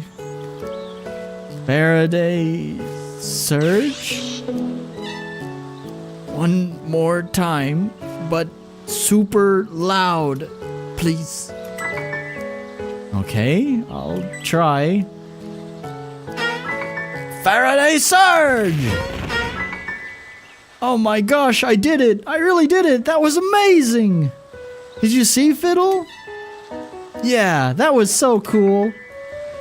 Wait, but you can't use my magic. Did I steal your magic? No. The fish gets me every time, the timing on the fire. Fiddle, you're so cool. Oh, I should tell you my name, huh? It's not special, it's just Joy. Wow, that's such a cute name. It sounds so happy. If I say it 2 times, it feels double happy. Joy Joy. Do you really like it? Yeah, it's the same as my mission. Mission? Yes. My mission is to make everyone happy. I hope you will. In that case, let me help you, Fiddle. I know a lot of things about the townspeople. If you ever need information, come talk to me. Right. Your magic smarts. You can use it to help me. I can. So I'll make it my mission too. You don't know everyone in town, so after you meet someone new, you should come talk to me. Yeah, I'll talk to Joy Joy often. Fiddle then goes and learns more about Bainan. Now she wants to go inside his head to fix his brain. So this was kind of done for the save time. I do think actually the build up to this is pretty cool. There's also a funny thing. You don't get to see it. I'm gonna play out Bainan's. Oh no, you really don't get the next cutscene, so you don't even get to really see it. Damn it! I don't think so. Hey, hello, Mr. A Pleasure. Well met, yon Sprig. Care for a bout of words? Let's talk. Bayon. What is the meaning of such volume, Sprig? I'm going inside your head. I'm gonna fix you. What? Fiddle, what fiend has made residence within you? Stand down, Sprig. Here I go.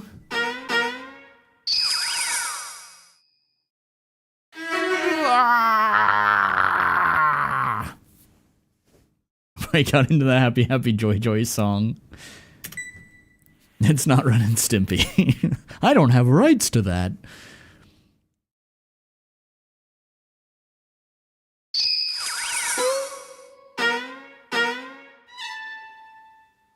Wow. Mr. Bayon's brainium. Young Sprig, what might your mind have conjured? Bayon, I can hear you. Why not would you hear me, Sprig? I'm gonna fix your brain. Just wait, Mr. Bayon A Pleasure. Okay, so you don't get to see it. So if you didn't pick up, Bayon kind of speaks Bainan. Now I'm pronouncing his name like Fiddle. Bainan kind of speaks in like this old English kind of thing. So he uses like tis and twas and stuff like that.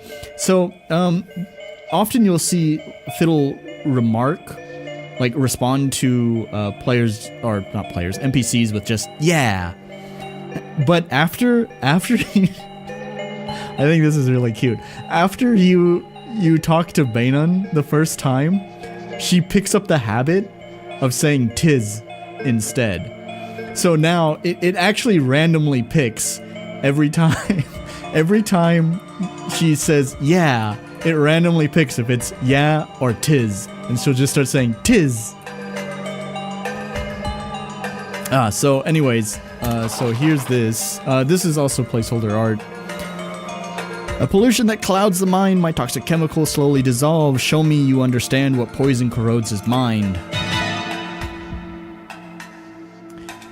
Wrath of Wood, I'm glad you're here too. It's been a while. I don't know if you remember my Game Jam game, but there's some references here to it. So here, all of your skills have been replaced. Also, these icons, this was an accident. It's not supposed to be these are seeds, and it was an accident that it picked the seeds for these icons.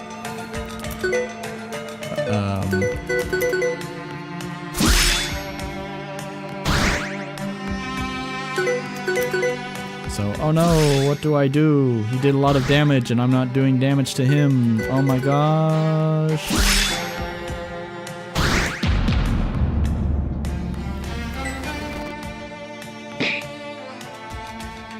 Only empathy can cleanse this toxin until my drops shall condense on each neuron and erode. Search his mind for his failure.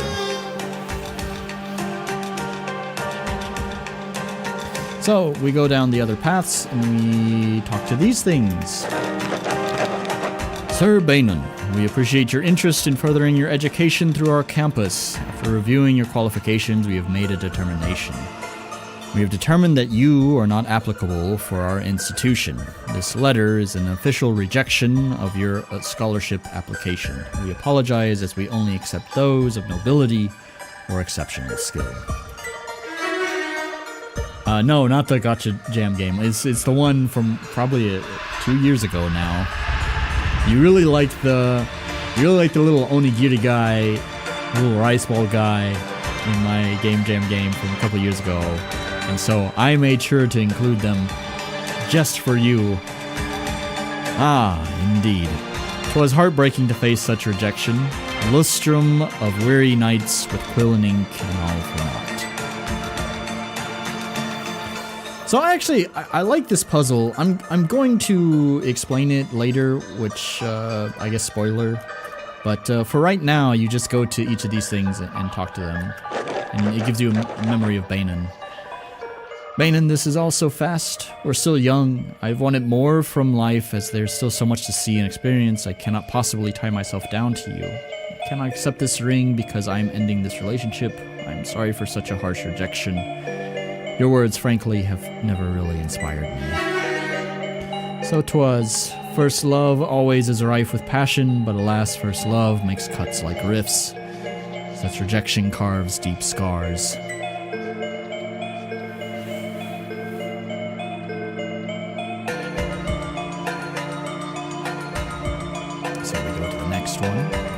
And I'll have you know, all of these arts, all these little sprites, I did myself. Aren't they cool?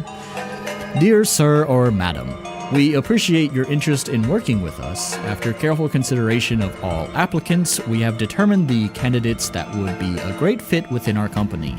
Unfortunately, you were not applicable for the position. This is a rejection of your application. Applicants must have a background from esteemed educational institutions or otherwise show evidence of nobleship. Oh, he was floating in the background, and yes, I do love Rice Ball Man. Yes, he was floating in the background, and I did that specifically for you. A lot of the background icons are all of these emblems that I drew.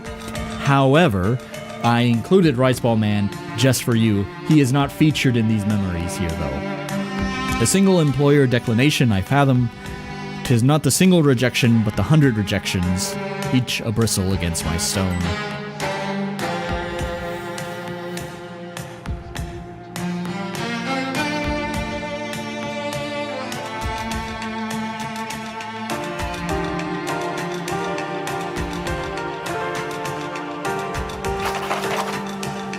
You can't be serious, can you? For what reason would I be interested in someone like you? What is a country bumpkin like you even doing in this city? Just go back to whatever dirt hole you came from. Just take a hint. I'm rejecting you. Get it? Rejection. Frankly, it's insulting you'd think I'd be interested in someone of your class. I find that even my heart respects deep... Sorry, the way he speaks is kind of difficult sometimes, the bars. I find that even my heart respects deep her passion. She left not a doubt or crumb of hope. Courtship's rejection erodes, yet often phylactic hope corrodes.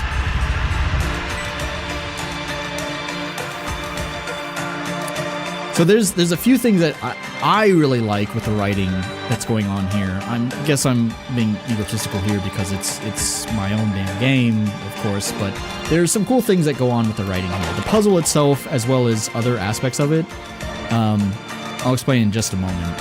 A house certainly would ascertain greater status, however, this institution simply cannot just grant loans to every serf that desires to own property within West City. Beyond personal assets, there are also strict requirements on your background. Unfortunately, Sir Bainan, rejection is the most we can provide. Your background does not meet the Treasury's strict requirements. 'Twas not their words that echoed throughout my mind, 'twas the reminder of all past rejections that made up my history and my future. So there's a few things that I think are really cool going on here. So first of all, did you guys figure out the puzzle? So we can go back here. It says the same thing. So we'll start the fight again. So we have these letters here.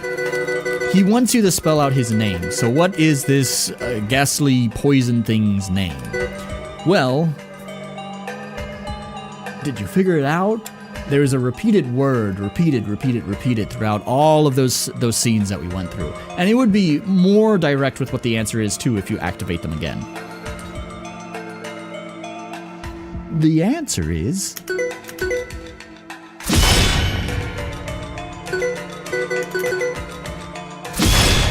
Any ideas yet? Well, I've played this bit already, so yeah, so you know. So, and that's exactly the point, Mr. Orc. So, here's something that I like about this puzzle design. So, you don't need to talk to all of those things. Like, the answer is knowledge, right? That's it. The answer is knowledge. As long as you have the knowledge of what the answer is, you can complete this right away. So I specifically built it that way because if you replay the game, you don't have to spend all that time talking to each one of those things if you don't want to. You can go straight to the poison cloud and defeat him right away. You are perfectly capable of doing that. And a lot of the... I never talked to anything? Oh, well. I didn't even know you could. Well... That's also okay. But I'll have to keep that in mind. Maybe I can say something like explore the mindscape or something. So, anyways, rejection is the answer. So there's two cool things going on with the writing here. Number one, it's kind of giving you... Actually, there's more than two cool things. It does give you some context for like the wider world that the game takes place in, but that's kind of a minor thing. It's telling you what Banon's personality, like his fear is. It's telling you what that fear is, but also there's kind of another underlying, more subtle thing that's being told there as well. If you notice, I purposely did this in those paragraph boxes. So you have like the kind of the context, which is kind of the longest part of the paragraph. Then there's a line break. Then there's a single line.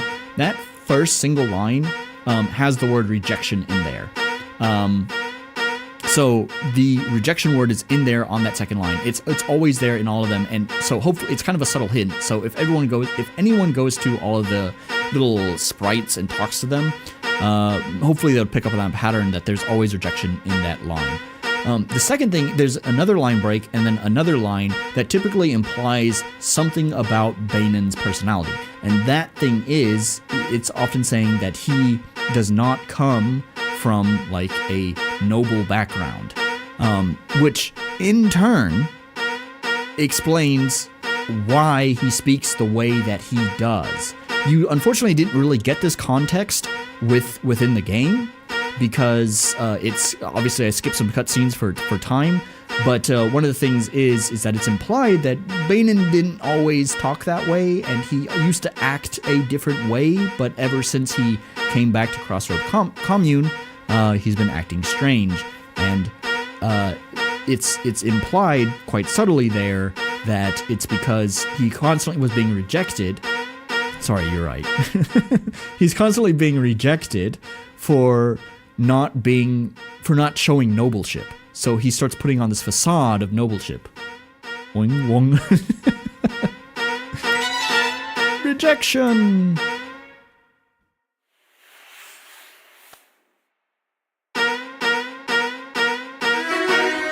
By God's ankles, get a hold of your imagination, Fiddle.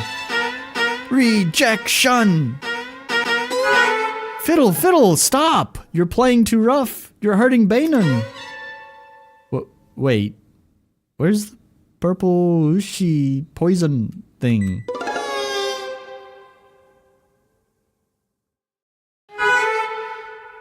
Banon, are you alright?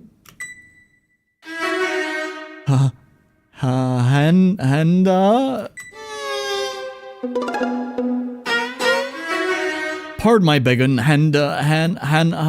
God be with ye.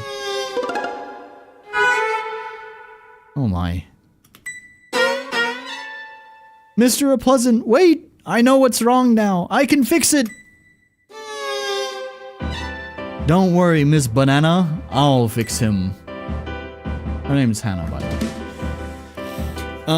I really gotta pee again, and I need to refresh my drink because this is almost empty.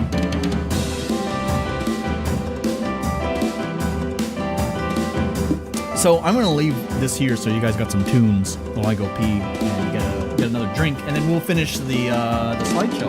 Also, we'll do a Q&A, so feel free to drop any questions. Forgotten dinosaurs, every person knew.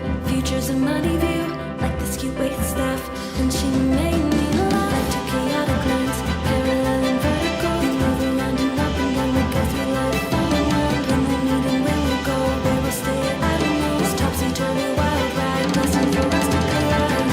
Vortex, where our lines meet, destinies are incomplete. I don't know her, she don't know me, but she said, hey, say, let's jump. Vortex, our life collide, she's a queen, and it's all a dream. I don't know her, she don't know me, but I said, let's towards me.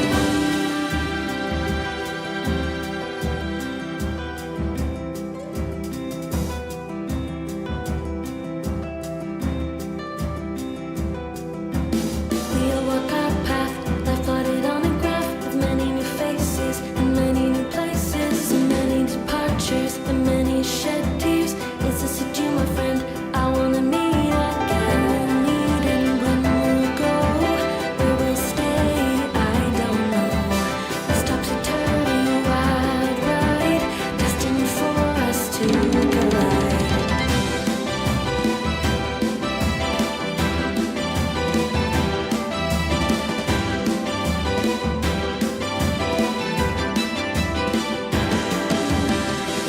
Vortex, where our lines meet, destinies are incomplete. I don't know her, she don't know me, but she said, hey, let's jump. Vortex, our life collide, she's a queen, it's all a dream. I don't know her, she don't know me, but I said, life's when life is alive. And we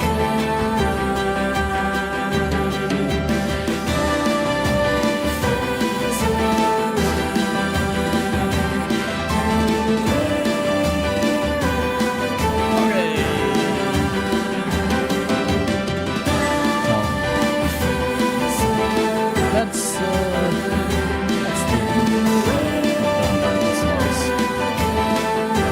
folder with additional music and art has been included in the game folder marked as bonus content. Feel free to look and listen at your leisure.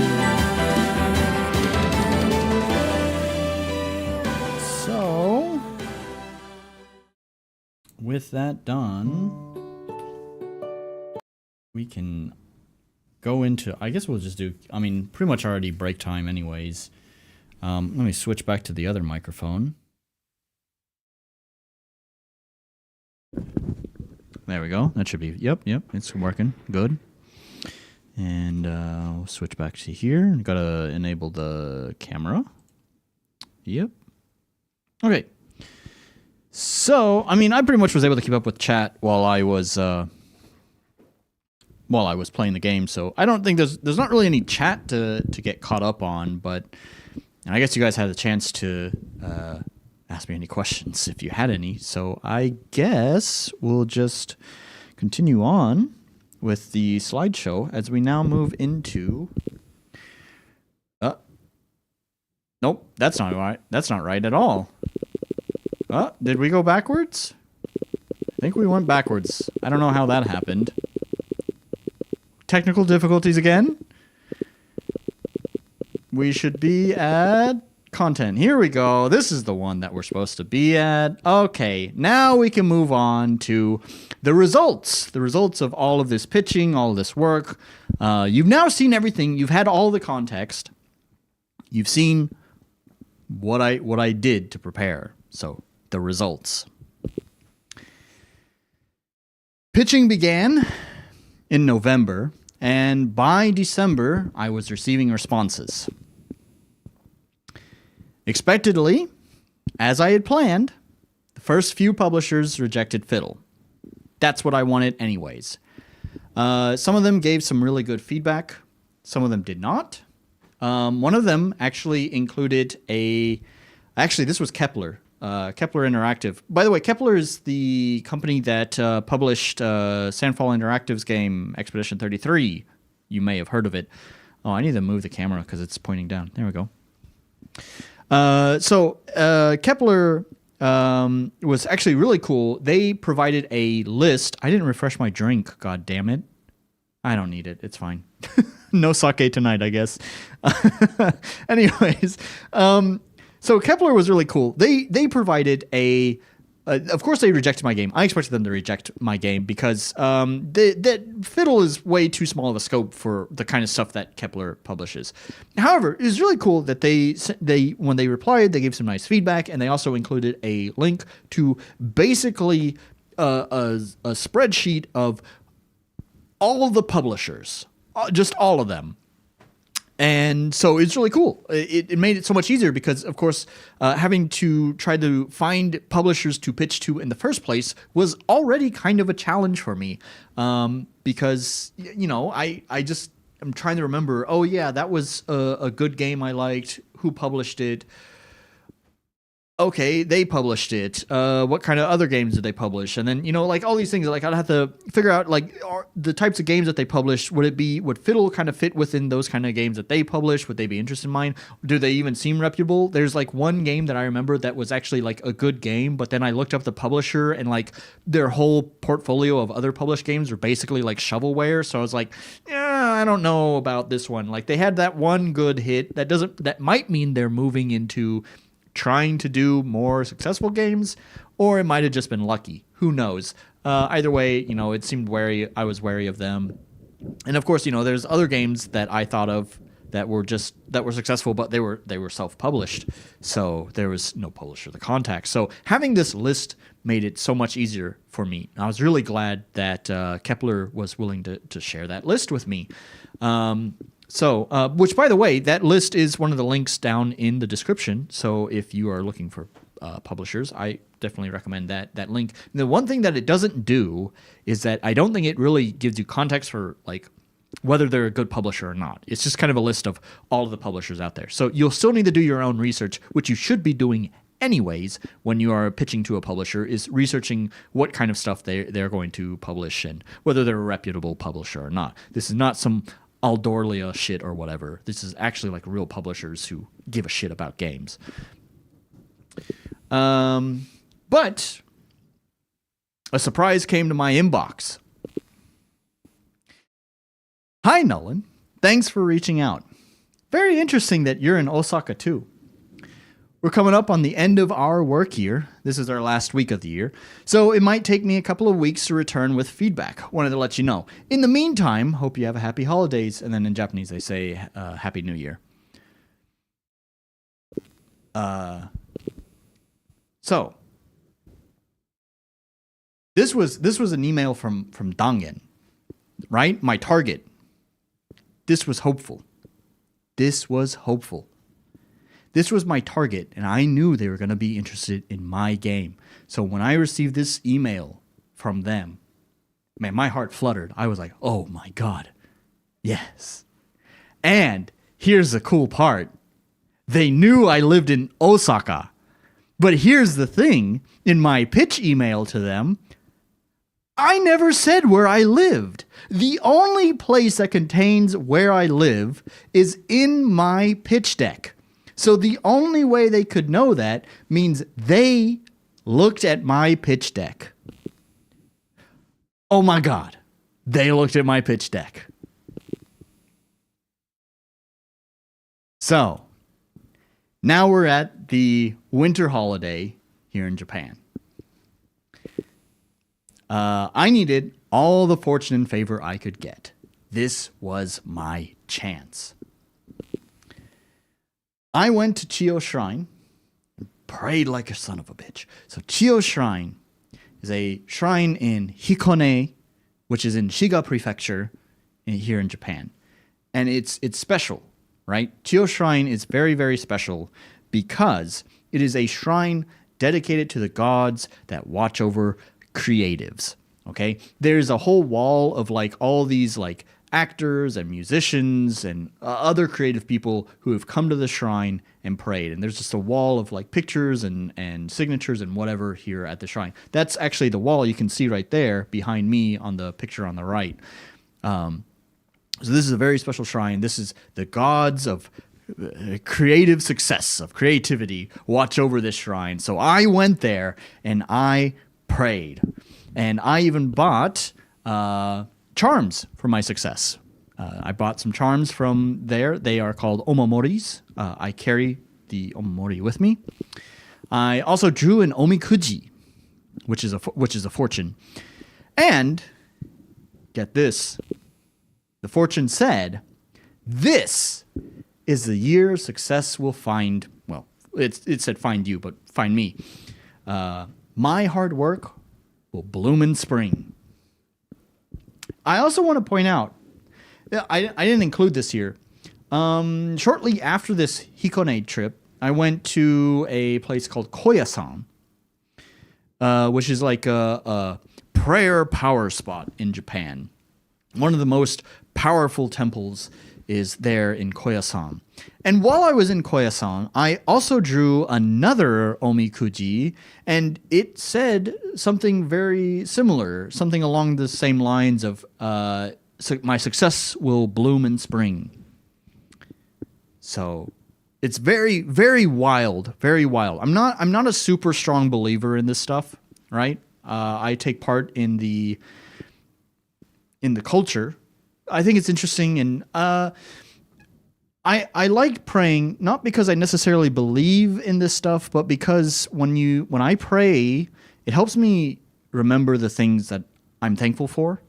And I think that's very important. It's very easy to lose focus of the things that we have in our life that we should be thankful for. Very easy to forget that stuff. So praying, while I don't necessarily believe in this kind of stuff, I do feel like it's meditative in a way. So yeah, anyways, it is wild to me though that these omikujis, which are totally random, and by the way, they're not like your fucking fortune cookies that you get at like Chinese restaurants, right? You can actually draw some bad fortunes, right? I remember actually I've drawn some pretty bad omikuji before. Last year, I drew quite a few bad omikuji. I had a friend who drew an omikuji that basically said, "This is going to be the worst year of your life." And shortly after they drew that, he got in a major bicycle accident, and like his face got fucked up. He had to have like reconstructive surgery. It's wild, man. So, it's crazy how sometimes these omikuji, whether you believe in them or not, there's some pretty crazy coincidences that do happen. Cosmic powers? Who knows? But wild stuff does happen.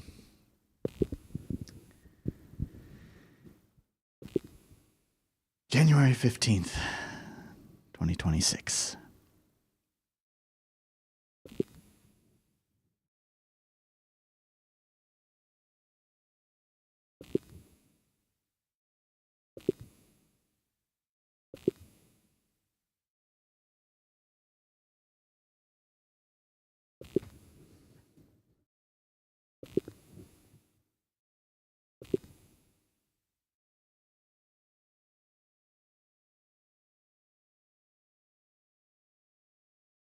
January 15th, 2026. I received an email from Dongan Entertainment.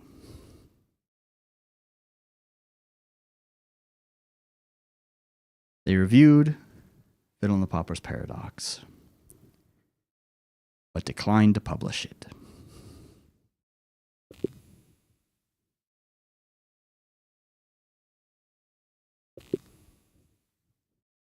They provided, I'm going to give Dongan credit here.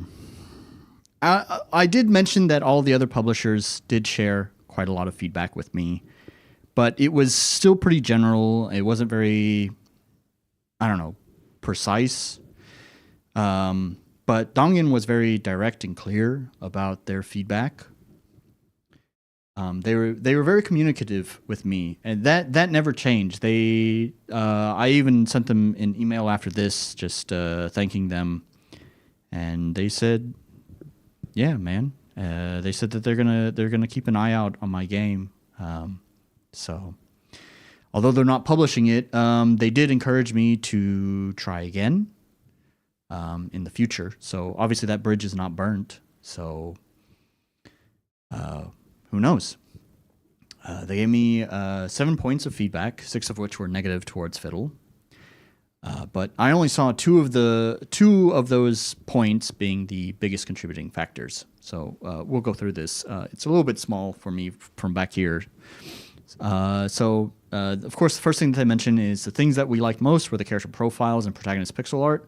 These look nice and help the game set itself apart from some of the RPG Maker expectations. However, there are elements which do not, like the environment tile set, UI, and UX. Some actionable items that I can point to are things like damage, CP, and regen number identities not being clear to the player. For example, I hit an enemy with wind damage on a combo shifting from wind to shock, and the number was neon green, which looks like I healed the enemy if I have played JRPGs from Square Enix and others. When hitting the enemy, 2 numbers pop up on the enemy, but it's not clear what they are. Some enemies seem like they can't be killed, like the small plastic crystals in the first fight, but I'm not sure as there's no indication that they are immune, have infinite health, or something of that nature. The character writing for Fiddle is a little confusing because she speaks in full sentences, but with the naivety that doesn't match my experience around children, teaching, parenting, or being an uncle. She almost knows the word lapidary, for example, but she can't understand the context of fighting crystals, shadow people, monsters, or being trapped in a void dimension. Some of the in-game logic is a little confusing as well, like the fish that the player catches and uses to extinguish magma. I appreciate the lighthearted nature of it, but without being told to do this, I don't think it would have been a logical step in puzzle solving. Game flow for this build is a bit confusing too. When Fiddle is cast out of the void and falls into a cave, I could follow the scene progression. But when I cracked a rock in the cave and was teleported to a town, I felt lost in both place and rationality, and wasn't sure what my objectives are overall. I understand that might be because the build is a demo, but I felt this is important to note since the logical progression seems to mismatch player expectations in certain places. We're seasoned JRPG players, which may color our expectations for the JRPG combat, but we didn't feel the combat represented a fresh take on the design. So let me talk about, that's 6 points of negative feedback, but let me talk about why I only really see 2 as being the biggest contributing factors. Kind of at the top of this, I talked about how there's a lot of opinions that tend to focus more on technical things that can easily be ironed out later on. And that's what some of this comes down to, like the damage numbers and stuff like that. Dongan are smart people. They also know that is something that easily can be ironed out throughout development. This is not a point that they're bringing up to say why they're not going to publish it. This is merely a point of feedback they're providing to me in a way to improve the game. It would not change their decision, is basically what I'm saying. This is not feedback that would change their decision. The character writing as well. This is very subjective. One thing I have done with Fiddle's writing, actually, since more solidifying the main story of the game, is that actually it's actually become canonical why she speaks that way. But I will admit that it mostly did start out as just something that sounds cute. I'm not gonna beat around the bush on that. She was written that way because it sounds cute. I modeled a lot of her speech off of some of the students that I have taught here, and that's sort of, it's not a typical sort of something that people are going to easily be able to figure out. So I can understand why there might be some confusion, because let's be clear, I've never talked about the age of Fiddle in the game, but we can assume that she's young. but probably at around between 10 and 12 years old. And I can assure you, by the age of 10 or 12, kids are going to be talking circles around you, okay? They're not going to be talking in broken, like, childish speak like Fiddle does. However, like I said, I've modeled a lot of her like speech patterns off of students that I have taught. And these are students that are learning English as a second language. So I don't butcher the grammar quite as much as they do, but the way that they mishear words or the way that they mispronounce words or stuff like that is definitely something I've heavily modeled the way that she talks off of. So, but that's of course going to be very, very exclusive to my experience. So I can understand misinterpreting that. However, like I said, that was like kind of the original intent behind the writing. There's nothing deeper beyond it. It was just I modeled her speech that way off of my students because I thought it was cute and I wanted Fiddle to sound cute. However, like I said, after solidifying the main storyline, there is now a canonical reason why she speaks that way too. But again, like that's feedback that like that's just a matter of opinion. That's not going to be something that would really change their decision on whether they would publish the game or not. So again, we can just mark that one off as why they didn't want to publish the game. The in-game logic thing, it pretty much is much the same thing. It's just, like there's plenty of context. People who have played previous builds of the game know that there's a pretty hefty cutscene that introduces the fish mechanic that I think it solidifies the concept pretty well. Like I realize it's quite the abstraction to put fish in lava to make platform. Like no one would think of doing that. I knew that when I made the game, which is why there's a pretty heavy-handed cutscene that demonstrates that. I think it's like I understand their feedback.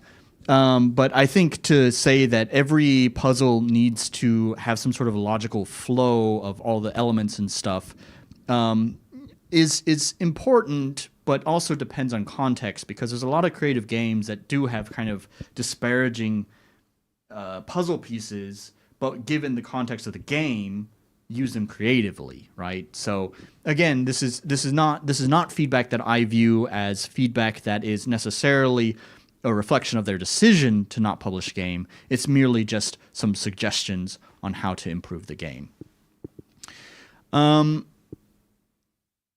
I kind of imagine maybe the last one here, the last point, that they're seasoned JRPG players and they feel like the combat doesn't have a fresh take on JRPG combat. That may have influenced their decision to publish it to some extent. However, this kind of more goes hand in hand with their second to last point, which I do think was one of the major points that influenced their decision as to whether they're going to publish the game or not. Game flow. I have been subtly hinting at this throughout the whole slideshow, is that my decision to break up the vertical slice with these fade to blacks sometime later kind of thing was not the right choice. And even though that's just a matter of vertical slice, it unfortunately didn't allow them to see what made Fiddle. I think the next slide kind of goes into this in more depth, so I'm gonna just I'm gonna leave it at that for now. Hopefully, the next slide kind of goes into that a little bit more. The other one that I think really influenced their decision as well is their second point. Really, technically, it's their first negative point. The second point on the email. The elements that they don't like is the environment tile set, UI, and UX. And actually, of that point, there's really kind of 3 points there: tile set, UI, UX. So them as game developers and publishers probably know damn well that UI and UX tends to be kind of one of the last things that get implemented, especially when mechanics are kind of up in the air. It's really not a wise idea to put a lot of effort into a UI because mechanics are not solidified yet, and those mechanics may change, which means you have to change the whole damn UI. So they know this, so that sort of feedback again is just feedback, but I don't think it actually was part of their decision making process here. It was just feedback for the game. However, the tile set, on the other hand, I do feel like was one of the things that made them decide not to want to publish it, because I'm not going to beat around the bush. The game looks like a generic RPG Maker game, because I'm using FSM tile sets. They are store-bought assets. They are pre-made assets, and they are very, very common assets that many people use. It is just the truth that the game, the world, looks generic. So I believe the reason why they don't want to publish it is because the tile set is bad, looks generic, and that unfortunately, the vertical slice that I made did not very well represent what makes Fiddle unique.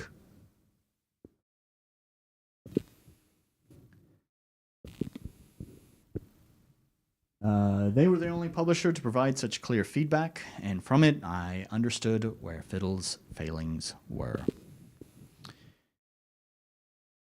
This marked the end of my journey to find a publisher.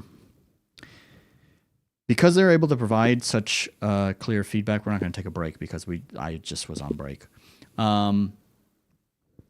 Because of their clear feedback, I knew where my mistakes were. And I realized that those mistakes are reflective of probably most publishers. And so, with their feedback, I realized that I'm not going to find a publisher. So, I stopped hunting for a publisher. If you thought this story was going in the direction of me announcing that my game is being published by someone, sorry to break it to you, I'm still solo. Let me get caught up here. That's one thing I should have done when we reached that break slide. Ooh, spring is coming. It sure is. I don't know what Omikuji's talking about now, though. At least didn't say this will be the worst year of your life for now. You can change number, colors, and fix it. Yeah. Funny how Dongan brought up the same points I did. Yeah. Oh well.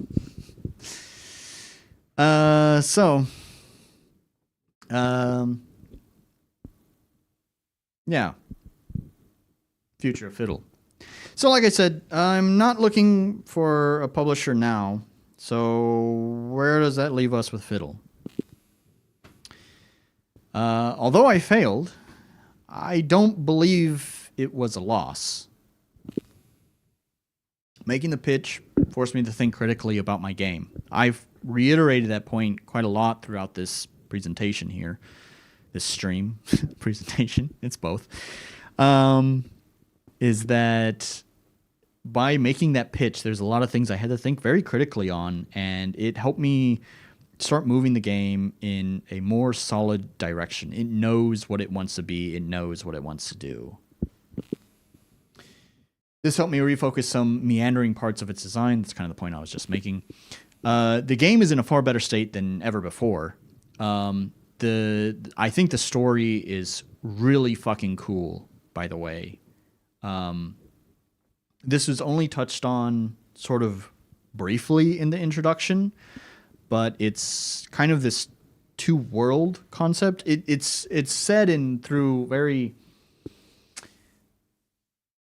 very abstract language, but it is implied through that intro that there's two worlds here. you have what I've called the plastic world, and then you also have the manic world. And the plastic world is the white void that you meet the pauper in, and then you get knocked down into the manic world. And so it's just, I don't know, it's a really cool concept. I'm very happy with it. I'm happy to have a cool artist who's super into this story, so I could actually talk to her about like these story ideas and stuff like that, and really refine the concept. So I think it's super cool, and I don't think I would have been able to get there if it wasn't for the whole publisher hunting thing that I went through. I got to spend a year doing something I loved. Thanks to my father's passing, I had enough money to survive for a year, right? And I spent this whole year working on my game. It has almost been a year to date at this point, because I do believe my last job contract ended just at the end of January. So here we are, beginning of February. So yeah, it's been a year. And I got to do it. I got to work on my game that whole time, which was super fucking cool. And I got to meet lots of cool people. All these pictures here were stuff that happened throughout this past year. And my friend, every time we'd talk to someone, we'd meet someone new, whatever, he'd always be like, yeah, man, my friend here's making a really cool game, right? Man, can you tell him about your game? Can you tell him you're getting a publisher, right? You're going to find that publisher. He doesn't really play games, but God, I love his support. He really helped me out a lot. I was just glad to have someone also, once again, be just so enthusiastic. So, and I mean, yeah, had a good time. And every friend and family member was rooting for my success. My mom was a little iffy about it at first, because she's like, that money that your dad left behind, you should probably like invest that for your future and not just blow it all on music equipment in your game. But, as I talked more about it and she started seeing some of the stuff, I think she really started believing in it too. And she was really, really rooting for me to find that publisher. That goes for my brother as well. He was really rooting for me for my success, and of course all of my friends, they all knew what I was working on, and they were rooting for me to find this publisher, and they were there whenever I got a rejection email to take me out for drinks or whatever, and encourage me. So yeah, very, very thankful for all the people that are in my life. There we go. It says it right there. I'm so thankful for the people in my life. And I'm so thankful for my father. This suit that I'm wearing, it's actually his. It's his suit.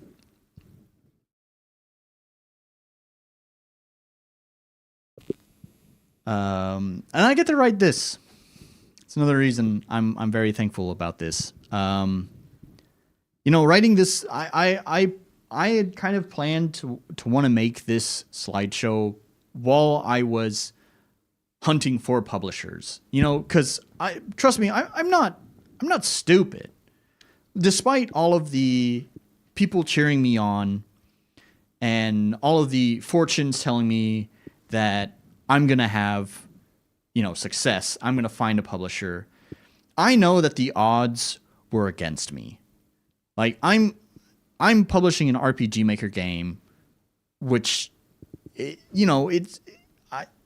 I've never done it before. It's an RPG Maker game, so obviously it's not like, the biggest scope, the biggest, like, coolest tech, the, cutting edge of idea and originality and graphics and stuff like that, right? Like, it's not that, okay? So I definitely knew there's already that going against me. And of course, I've never pitched anything before. I've never made a game of this scope before. I have a few games that are, very small in scope that I've made, but nothing to this scale before. So of course, it being my first game at this size and having never published before, the odds, of course, are going to be against me. I had no illusion that I was going to succeed at this. So I was already thinking while I was pitching about preparing this slideshow. I mean, it's great to reflect on the past year and to think about everything that I've accomplished. So I'm glad I also got to make this slideshow. I'm sorry it's not the happy ending that maybe you were thinking that I was gonna tell you here, but still, yeah, I'm glad I got to make this slideshow as well and just tell everyone about my experience. And like I said, part of it is also sharing my experience as well, because I'm not going to be the only person. There's going to be plenty of other game developers who want to publish. And so I hope that at least, I know it's a long fucking stream and I don't expect everyone to sit through it, but maybe there's going to be a couple of people who do sit through this whole goddamn thing and they take away something from it. They've learned. They can learn from my mistakes. And so hopefully they can find a publisher and they have success. Like I said, my whole pitch, everything that I learned was passed down from other indie developers who went through this process and were candid about that experience and shared it online. So I'm just passing the torch.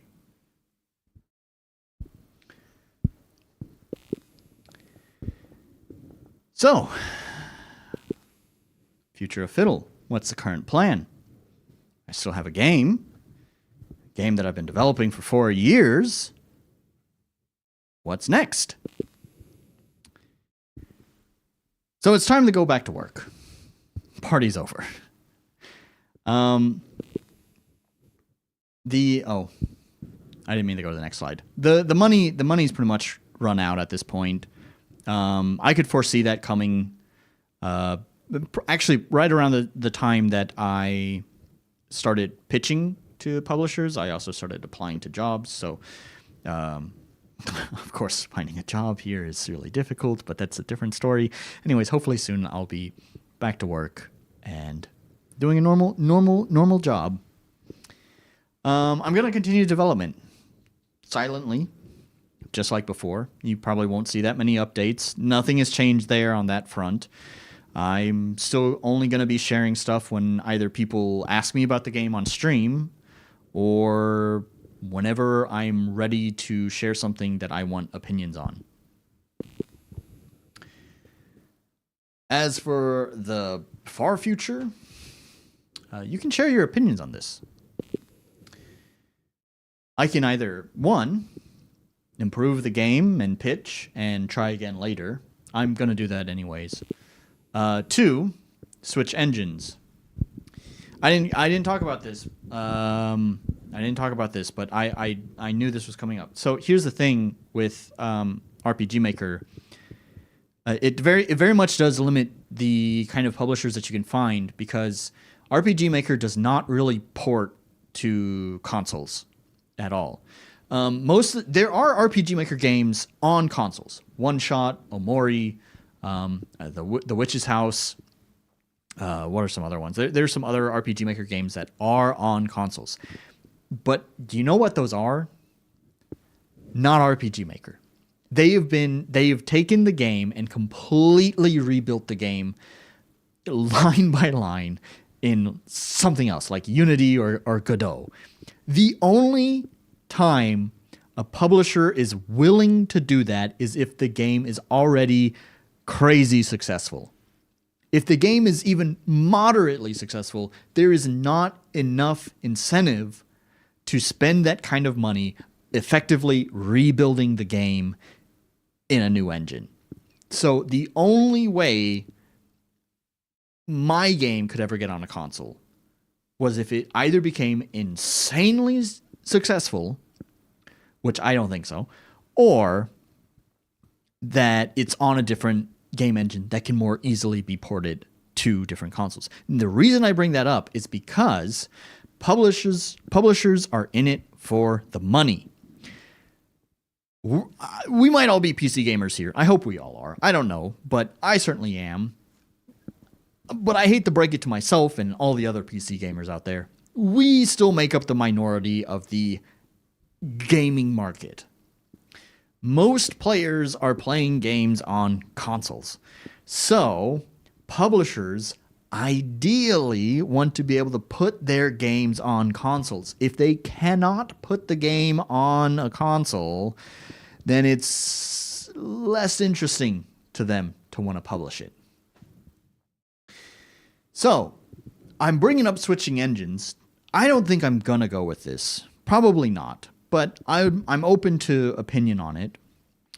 Because the game right now is kind of in an interesting position where there's going to be a lot of stuff that's going to be rebuilt from the ground up. I kind of mentioned this earlier when I was playing the vertical slice, is that the whole cave level is going to get a facelift.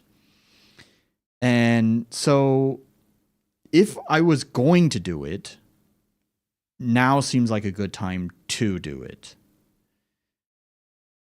I still don't know if I want to, because that does mean that I basically have to scrap a lot of Mac's work. And I like his work that he's done for my game.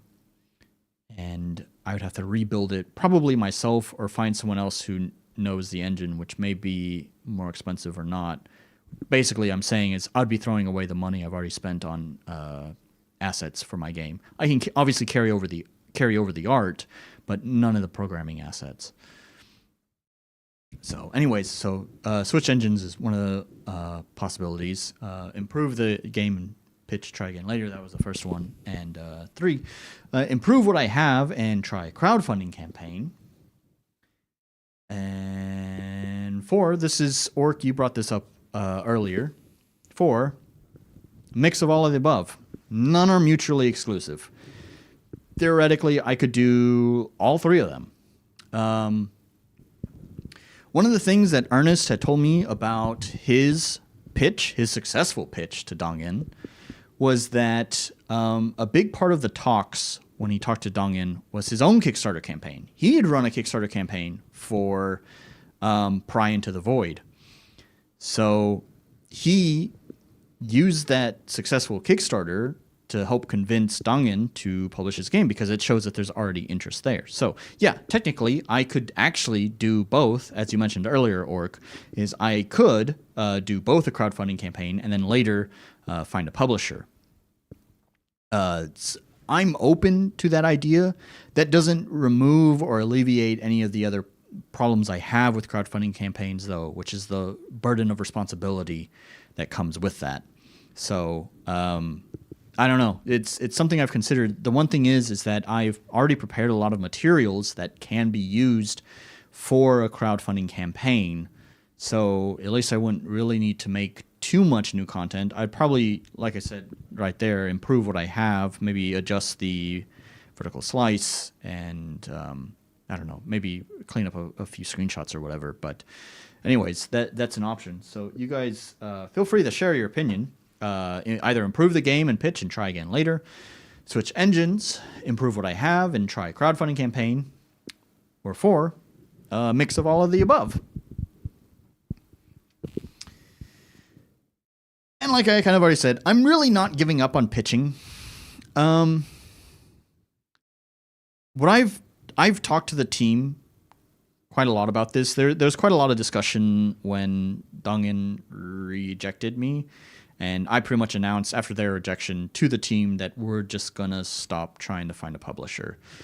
So there's a lot of discussion after that. And I think the goal now is that basically for the next year, we're just going to continue development, and we're going to try to improve the game. And then maybe probably around this time next year, maybe a little bit sooner, I'm not sure. But, somewhere in winter, try pitching again.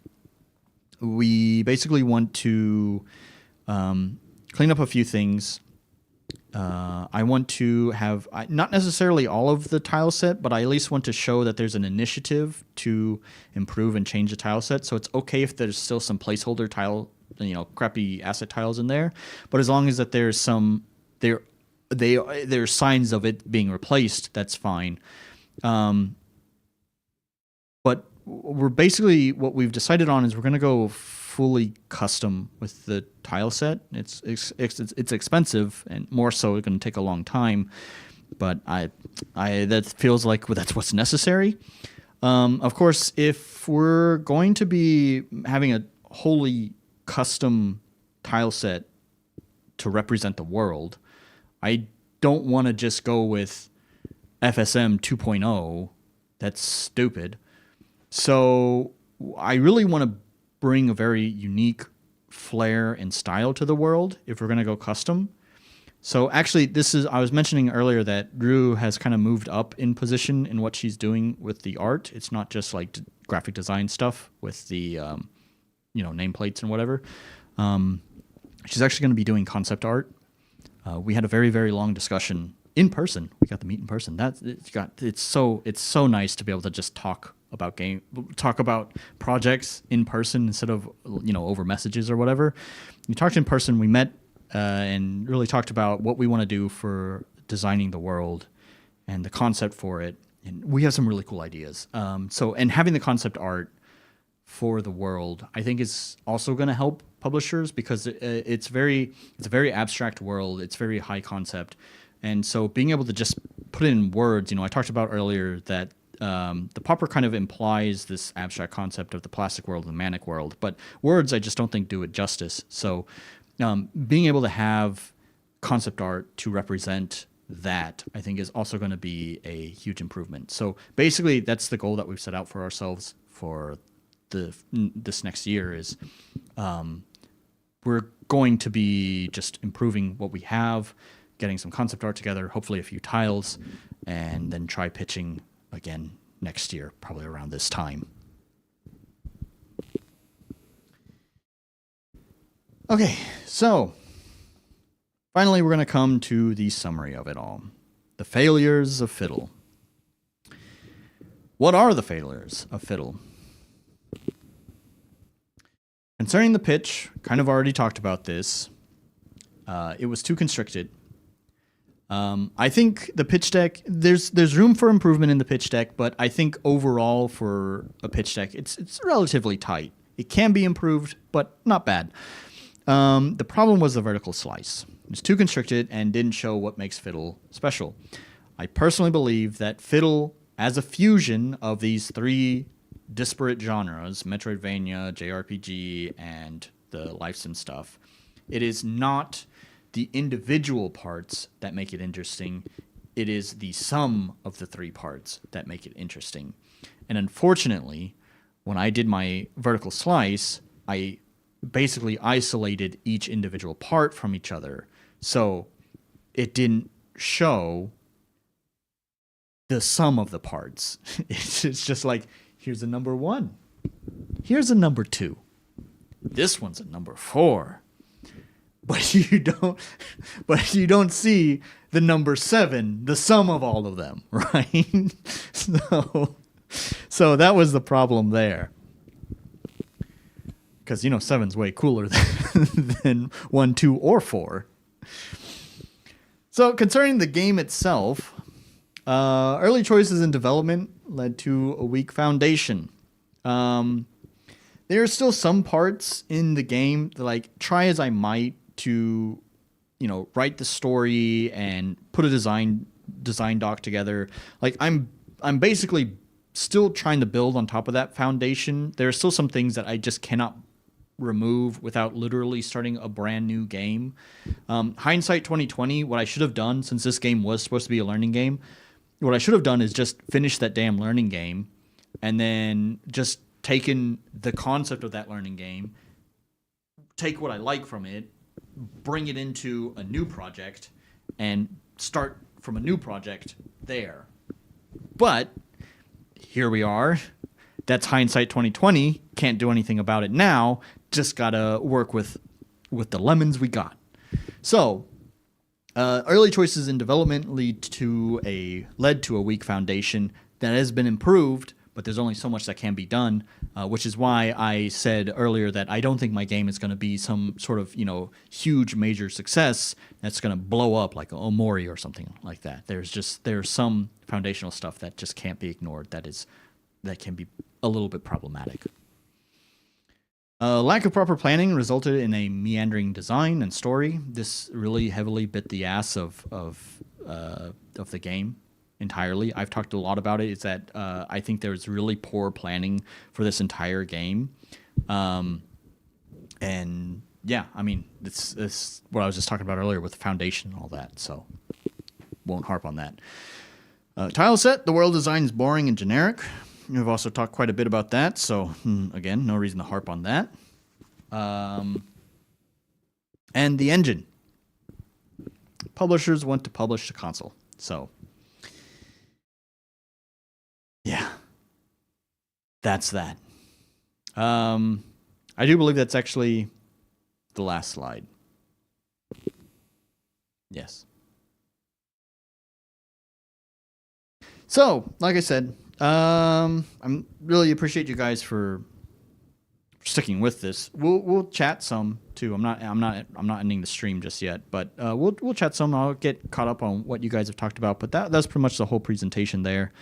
I did try to keep the announcement a secret because I think that was more interesting, but I do apologize if you guys were hoping for a happy ending. Sadly not, but that's okay. So let me switch on over to the other microphone. Let's turn this one down.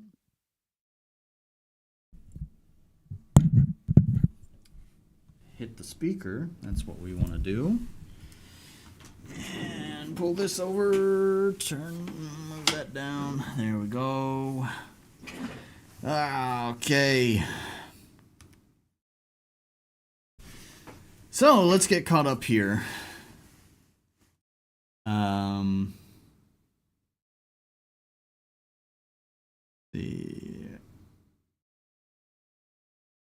You investing in the game. I know what you're talking about. I saw you send that message when I was talking about my mom telling me I should have invested that money into, well, you know, not music equipment and the game, but yeah, I got it. That's sweet. I think you're talking about maybe my friends or all the things I'm thankful for. So yeah. Hey, I learned some stuff from this. A win. There we go. I think that's good. I'm glad to have someone who learned. I mean, whether you guys are gonna publish or not, you know, I think you still probably learn something from this, hopefully. I know Oric wants to do his own crowdfunding campaign, his own Kickstarter campaign. So I think some of these lessons can be applied to even the Kickstarter campaign. So hopefully you learn something, some sort of takeaway from this. So, and I'm over here learning Unity. Good to know. Still going to take another 20 years to be rebuilt. I mean, it might. It depends. So Ernest offered to let me use his engine, his custom built engine, and I think from what I understand, it uses kind of like a node-based system, which is kind of the popular style of creating things now, because a lot of like visual programming is like node based, where you have like a, I don't know, a variable node that you just like drag a line to whatever, you know, that kind of thing. I think it still has kind of like the click to program kind of element of RPG Maker, but it's a little bit more robust, so it's a little bit more complicated, but at the same time, it's not like full on trying to wrap your head around something complex like Unreal or Unity. And of course, since it's Ernest's engine, although there's not like, you know, huge forums or anything that have support for it, I do have direct contact with him, so if I have any questions or concerns or whatever, or if I need an update to the engine itself, I can just ask him and he can implement that. So, you know, I think that if I was going to rebuild the game in another engine, number one, it'd probably be his engine, but number two, it would, I think it would probably take anywhere between 6 months to a year to actually move everything over to that engine. So,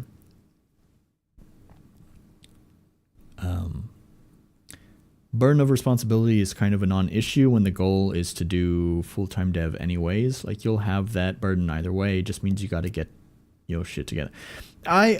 It's a different, I mean, yes, if you look at it like at a macro level, like, yes, you're always going to have that burden of responsibility. Like, you're going to have deadlines and milestones to hit when you're with a publisher.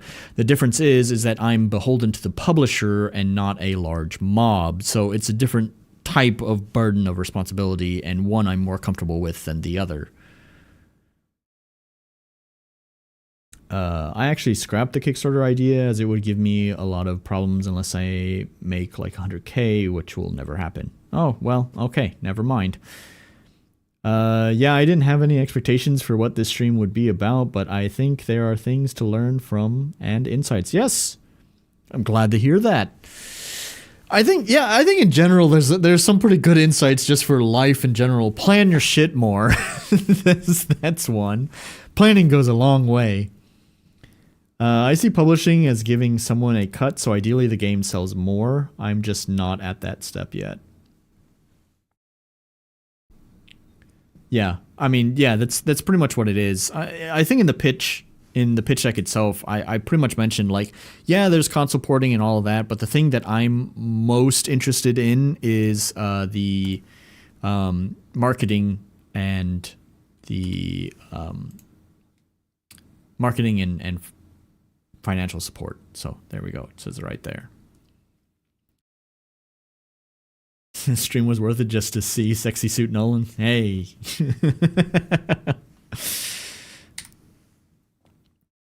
So, yep. Don't you beep at me, Windows. So anyways, there we go. Now you guys have been all caught up on where Fiddle is too. So, do you guys have any other questions before I wrap up? It's past my bedtime here. So, I do need to wrap up.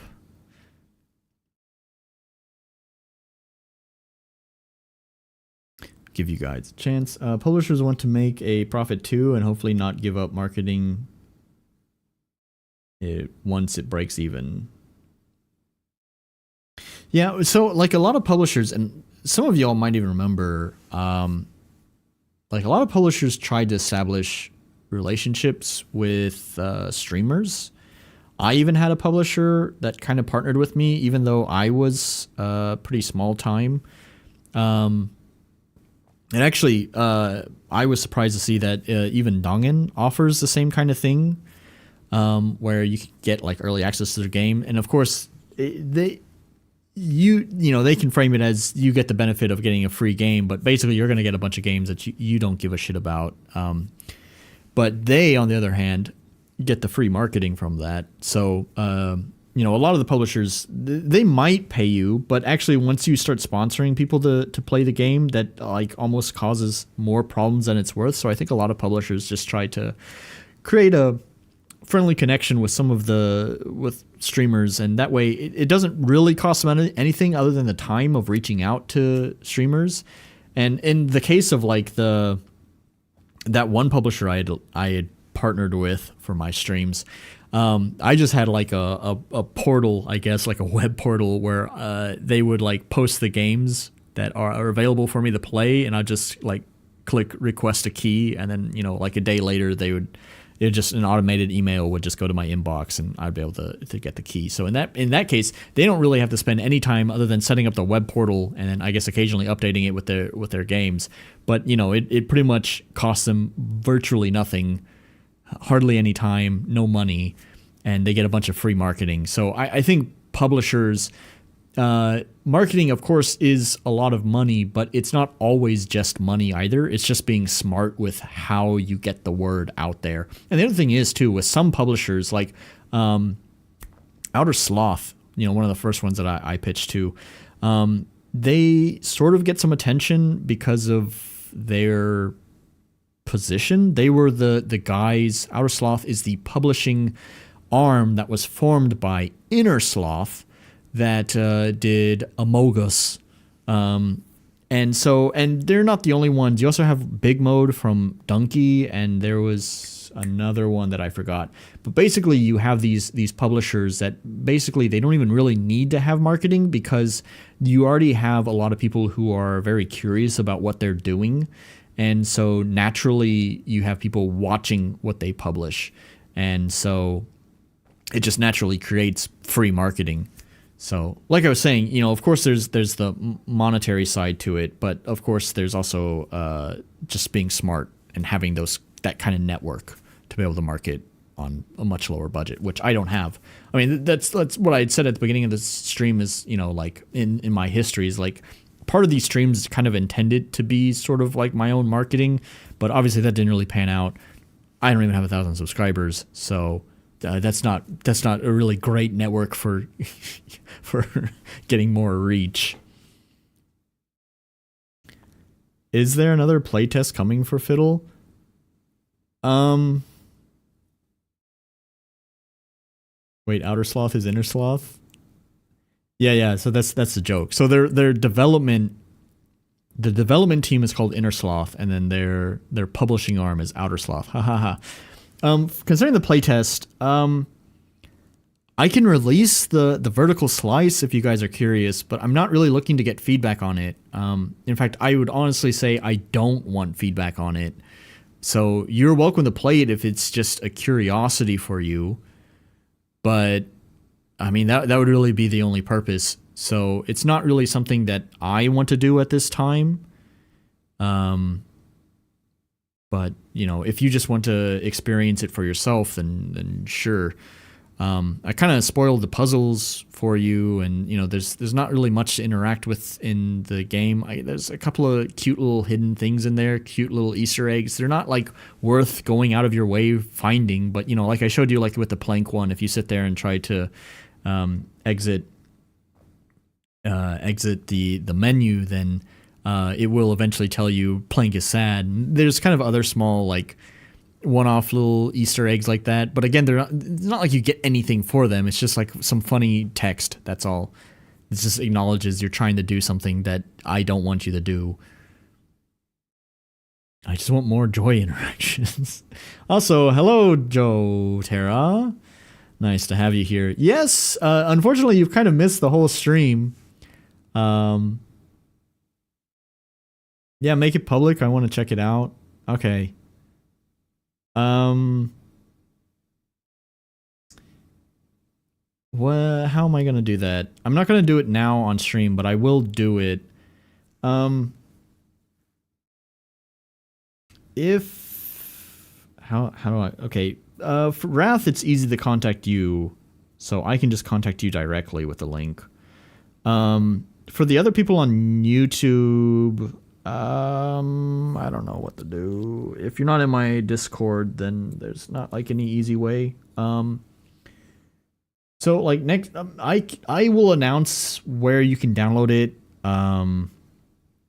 next time I stream, but I don't think I'm going to be streaming next weekend. So it might be 2 weeks. At that point, you might not even care anymore. So, Wrath, I can get in contact with you directly. So I'll probably send you a message sometime this week with the download link. So, yeah, you can fuck around with it and check it out if you want.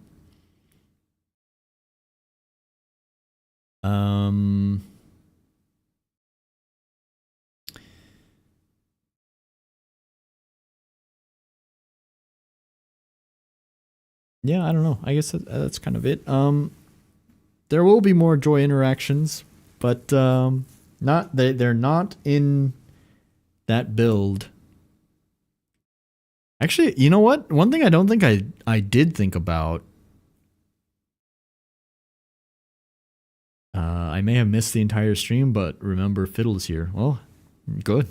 You can watch the archive later. It's worth it. One thing that just occurred to me is I don't know if I ever thought about what would happen if you tried to talk to the NPCs again after the cutscene. The vertical slice started getting really rushed. I guess I didn't mention this. I can talk about this before wrapping up.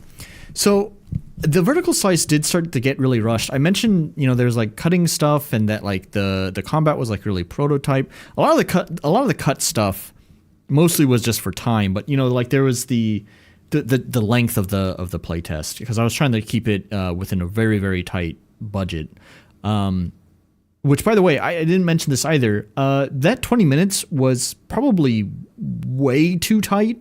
I probably could have gone with 30 minutes. Ernest told me that, most publishers are looking to play for like 30 minutes. So 20 minutes was probably way too tight. I had more breathing room, so I didn't need to be so heavy-handed with cutting content. But anyways, there was stuff that I wanted to put in the vertical slice that didn't make it in the vertical slice because I didn't have time. And when I talk about time, is of course I'm working. I didn't have a job. I was working every day just on the game on my own. So what time am I talking about? The money that I was running out. I did realize that my bank account was getting low and that I couldn't just wait forever on perfecting the vertical slice.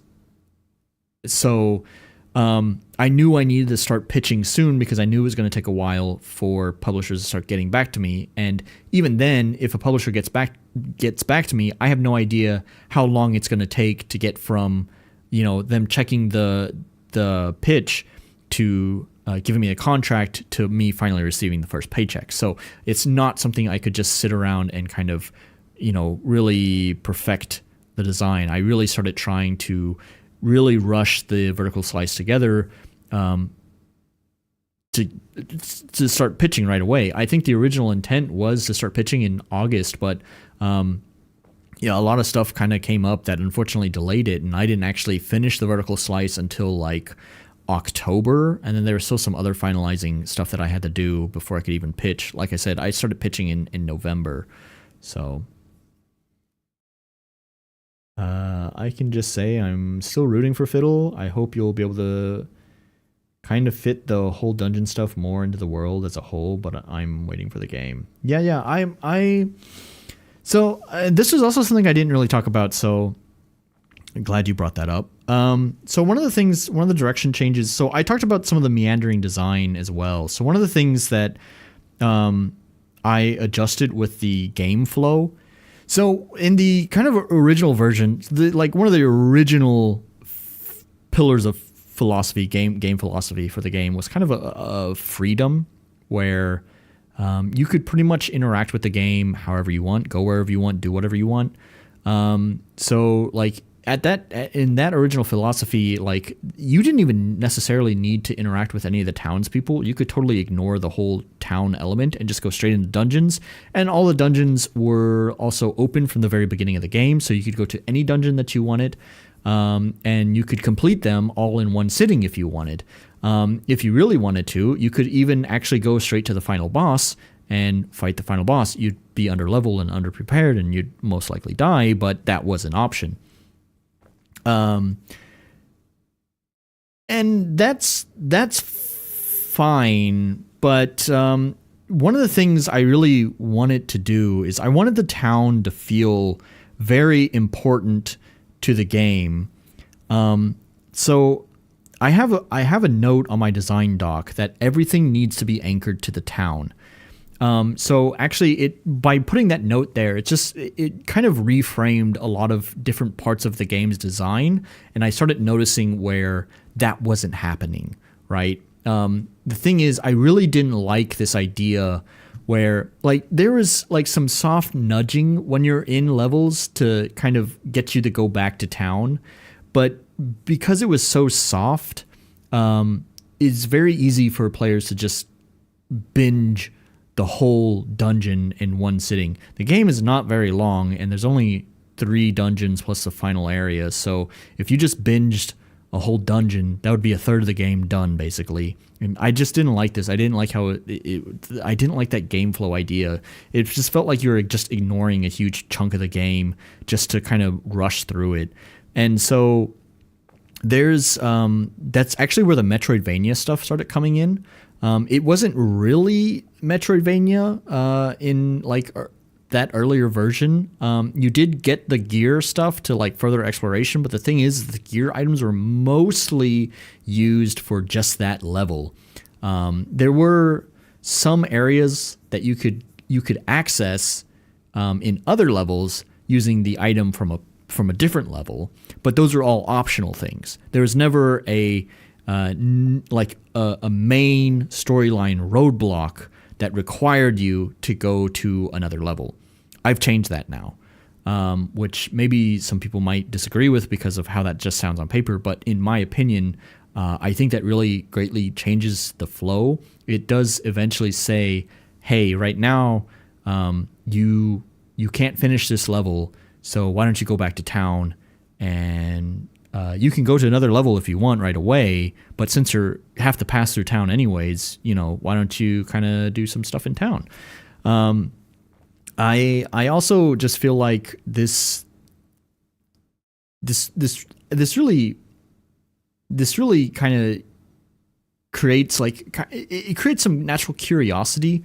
Playing Metroidvania games, there's always that point where you see that blockade and you can see just a little bit beyond it, and your imagination kind of gets going like, I want to get over there, right? And so by putting that block there, it kind of, I feel like, helps motivate the player to keep playing because they want to see what's beyond that blockade.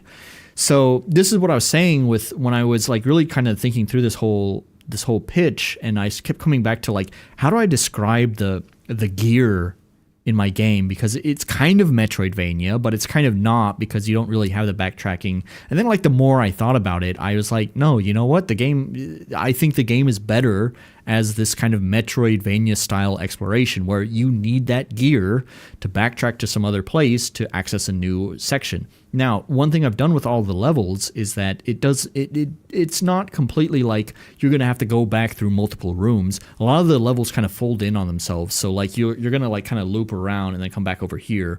And then now you just have a ladder to go down here. So now you don't have to go through all of this, right? So it's not going to be like a pain in the ass to have to do a lot of backtracking, but it is going to put up a small barrier to kind of encourage you to go back to town and go explore somewhere else. Did you live on instant ramen every day though, or did you waste it all on expensive coffee? I bought a lot of coffee, that's for sure. I'm now hang on. I can show you. Wait.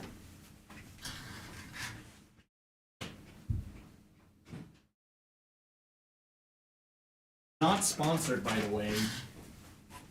Not sponsored, because trust me, I'm going to say some things that they would not be happy about. I'm living on mostly this Huel. If you don't know what it is, it's a nutritionally complete food. It tastes fucking awful, by the way. It tastes terrible. However, I jokingly call it my nutrition soup because it is very healthy. That's good. It tastes like ass, but it's also very cheap. The bag itself is expensive. This is like 7,000 yen. That's quite expensive. That's like $50, right? However, I only need 2 scoops out of this bag for one meal, which comes out to, I think, relative to the size of the bag, that's like 200 yens worth. So it's a really cheap meal. No one living on military rations. Yeah, it's super cheap, and it's healthy, but tastes fucking terrible. What else did I miss?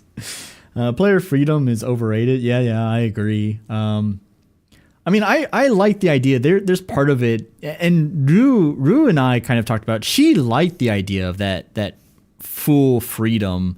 She was encouraging me to try to open it back up, and I'll think about it some more. But I don't know. There is some internal debate within the team, well, between me and Rue, because she's the only one who like cares that much, not just to talk about the art and how they represent it, but also how the game should be executed. Really glad to have her on the team. There's some internal debate between us on how the game flow should be handled. Personally, I think if I was a better game designer, I could still make that kind of free-form exploration fun, but I also think there would need to be more content as well. So, yeah, I don't know. I'm probably going to stick with that Metroidvania type game flow but we'll see. Metroidvanias are like, oh no, there's lava beside my house. Guess I need the lava socks done. Something like that. Well, now Nolan can give you publisher grade feedback whenever he plays your games. I guess so. Gonna tell you about your shitty RPG Maker UI and UX. Yeah. Does it fill you up? Nah, not particularly. I'm gonna be honest, I don't just drink my nutrition soup. I usually have a side of mixed nuts. When I was working, by the way, I've actually been using the Huel stuff for over a year now, probably 2 years or something like that. So when I was working, this is what I would have for lunch at work. But I would actually measure out precisely, I think it was precisely 70 grams of mixed nuts as well. It was pretty intense dieting. I've not been as strict about my dieting since I've stopped working. It's kind of hard to stick with a diet when you don't have like a strict routine that you need to follow. Otherwise, you lose your job. So, but I still do the mixed nuts. I just don't measure out precisely 70 grams of mixed nuts. So it's hard to feel satisfied, hard to feel satiated on just liquid. So I need the solid food there. Also, there has been some, it's not necessarily Huel, but kind of a similar type of product called Soylent. There's a story, basically a medical paper on someone who basically lived solely on Soylent for months, and it just destroyed their digestive system. They literally could not eat solid foods anymore because their body just didn't know how to process it anymore. So it's also dangerous to just stick with like a strict diet of just liquids. Do not do that. Okay. When I'm drinking my nutrition soup, I'm not sponsored by it. I'm telling you, it tastes like ass. It is not satisfying. And if you have the willpower to only drink it, don't do that. You can kill yourself doing that. Please eat solid food. I eat solid food too. Spaceship diet. Space powder for dinner.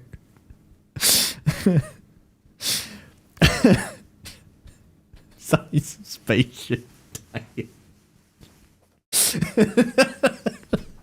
It's fucking genius. I like that better than my nutrition soup. I might have to start calling it spaceship diet.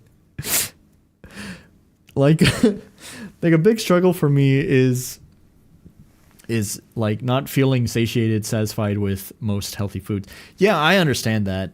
Don't do that. Full freedom is only good on paper. Fair enough. Yeah, I don't know. The diets are tough, man. But I mean, so the way when I was working, here was my strict regimen. Okay, so Monday, Tuesday, Wednesday, Thursday, I would have my spaceship diet, my nutrition soup with the 70 grams of mixed nuts. And then for dinner, I would typically actually have instant ramen, which is not very healthy, but it's kind of counteracted with the nutrition soup. So that's okay. So that would be my Monday through Thursday. On Friday for lunch, I would actually pick up a salad and some rice balls from the convenience store. So I actually got to eat like a proper meal, but still relatively healthy. And then for dinner, Friday was always my Burger Friday. I've actually kept Burger Friday as well. I would go to Burger King, but I would only have the burger and tea. Skip the sugar drink and no French fries. So the burger's the healthiest part. It's actually not that bad. So that would be my Friday. And then typically Saturday and Sunday would just be kind of my, I guess you'd call it cheat day. And I managed to lose like 10 kilos during that time. I've managed to kind of maintain that same weight throughout this year, which is surprising because, once again, without having that strict schedule that I need to adhere to, it's very easy to just say, I really don't want to eat fucking ass. I don't want to eat my spaceship diet today. I'm just gonna go to McDonald's or something. So somehow I've managed to at least maintain the weight that I was at. But ideally, I'd love to continue to lose some more weight. But since I'm going to be going back to normal work probably soon, hopefully, I guess I'll be back on that strict diet again. That reminds me when during early uni days, I was on a diet of bread with mayo, tomato paste, and cheap instant potato mix. Man, I can't tell you the number of university students I've basically heard that same story from. Yeah. Yeah. I especially the cheap instant potato mix. Actually, I think I did that one when I was in university as well.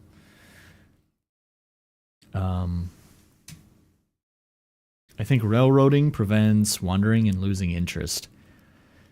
Yeah, I agree. That was one of my concerns with the kind of freeform thing, because like that's the thing is like when there's nothing inviting you to like when there's nothing inviting you to try to see what's coming. Like when you are setting your own motivation, your own goals, it's very easy to lose that momentum unless you're like really into the game. I mean, you can basically think of like any sort of Skyrim or Minecraft playthrough where like of course when you first start you're having a good time, you're having fun, you're doing quests, or in Minecraft you're digging, whatever, you're building stuff. But then, you know, as you kind of just realize that you're just kind of, as you start feeling like you're going through the motion of things, it sort of starts to kind of lose its interest, and then you just kind of peter out. There's not just like a sudden stop to it.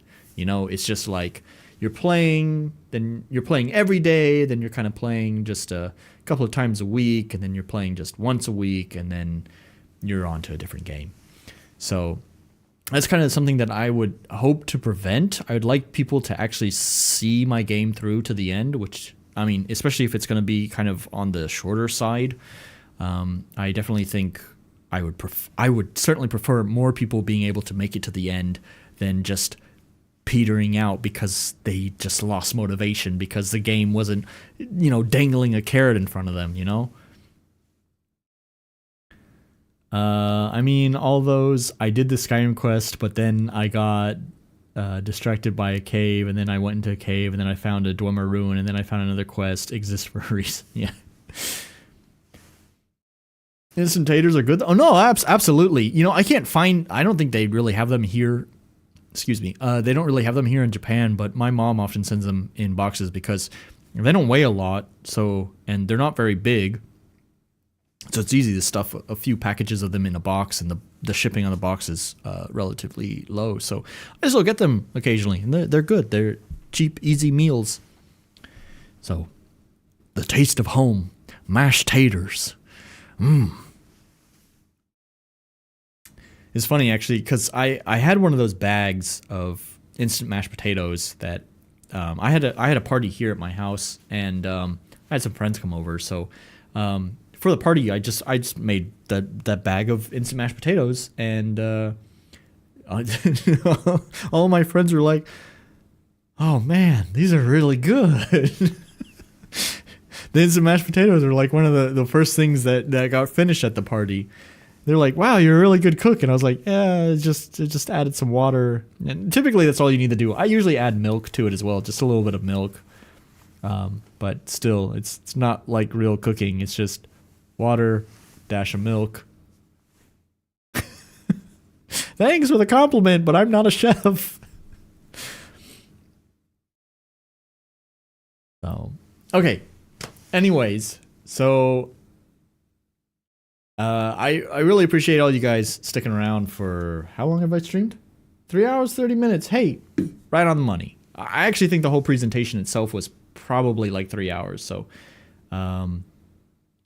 yeah, I think I was like right on the money on my time estimate for that. So cool. I'm proud of my ability to estimate the time it'll take for me to talk and ramble about stuff. I appreciate you guys for sticking through it all and hearing this story. Like I said, I'm just passing on the torch. I hope you guys learned something from it. according to Clank just like an artist. Yes, making instant mashed potatoes. I am now a 5-star chef. Anyways, like I said, I'm not going to be streaming next weekend, but I'll be back again playing games. Thanks so much for joining. I'll let you guys know too. I won't forget. I'll let you guys know about where to access the vertical slice. I will upload it. If you aren't following me on Itch, is it? I think it's small enough to go on Itch, probably. But I don't really want it to be public. That's the thing. I don't mind like some of my YouTube. I don't know. I want to fucking figure. Never mind. I'll figure out where I'm gonna put the vertical slice later. Just stick around. I'll tell you where you can access it. So okay. Anyways, thank you guys so much, and bye.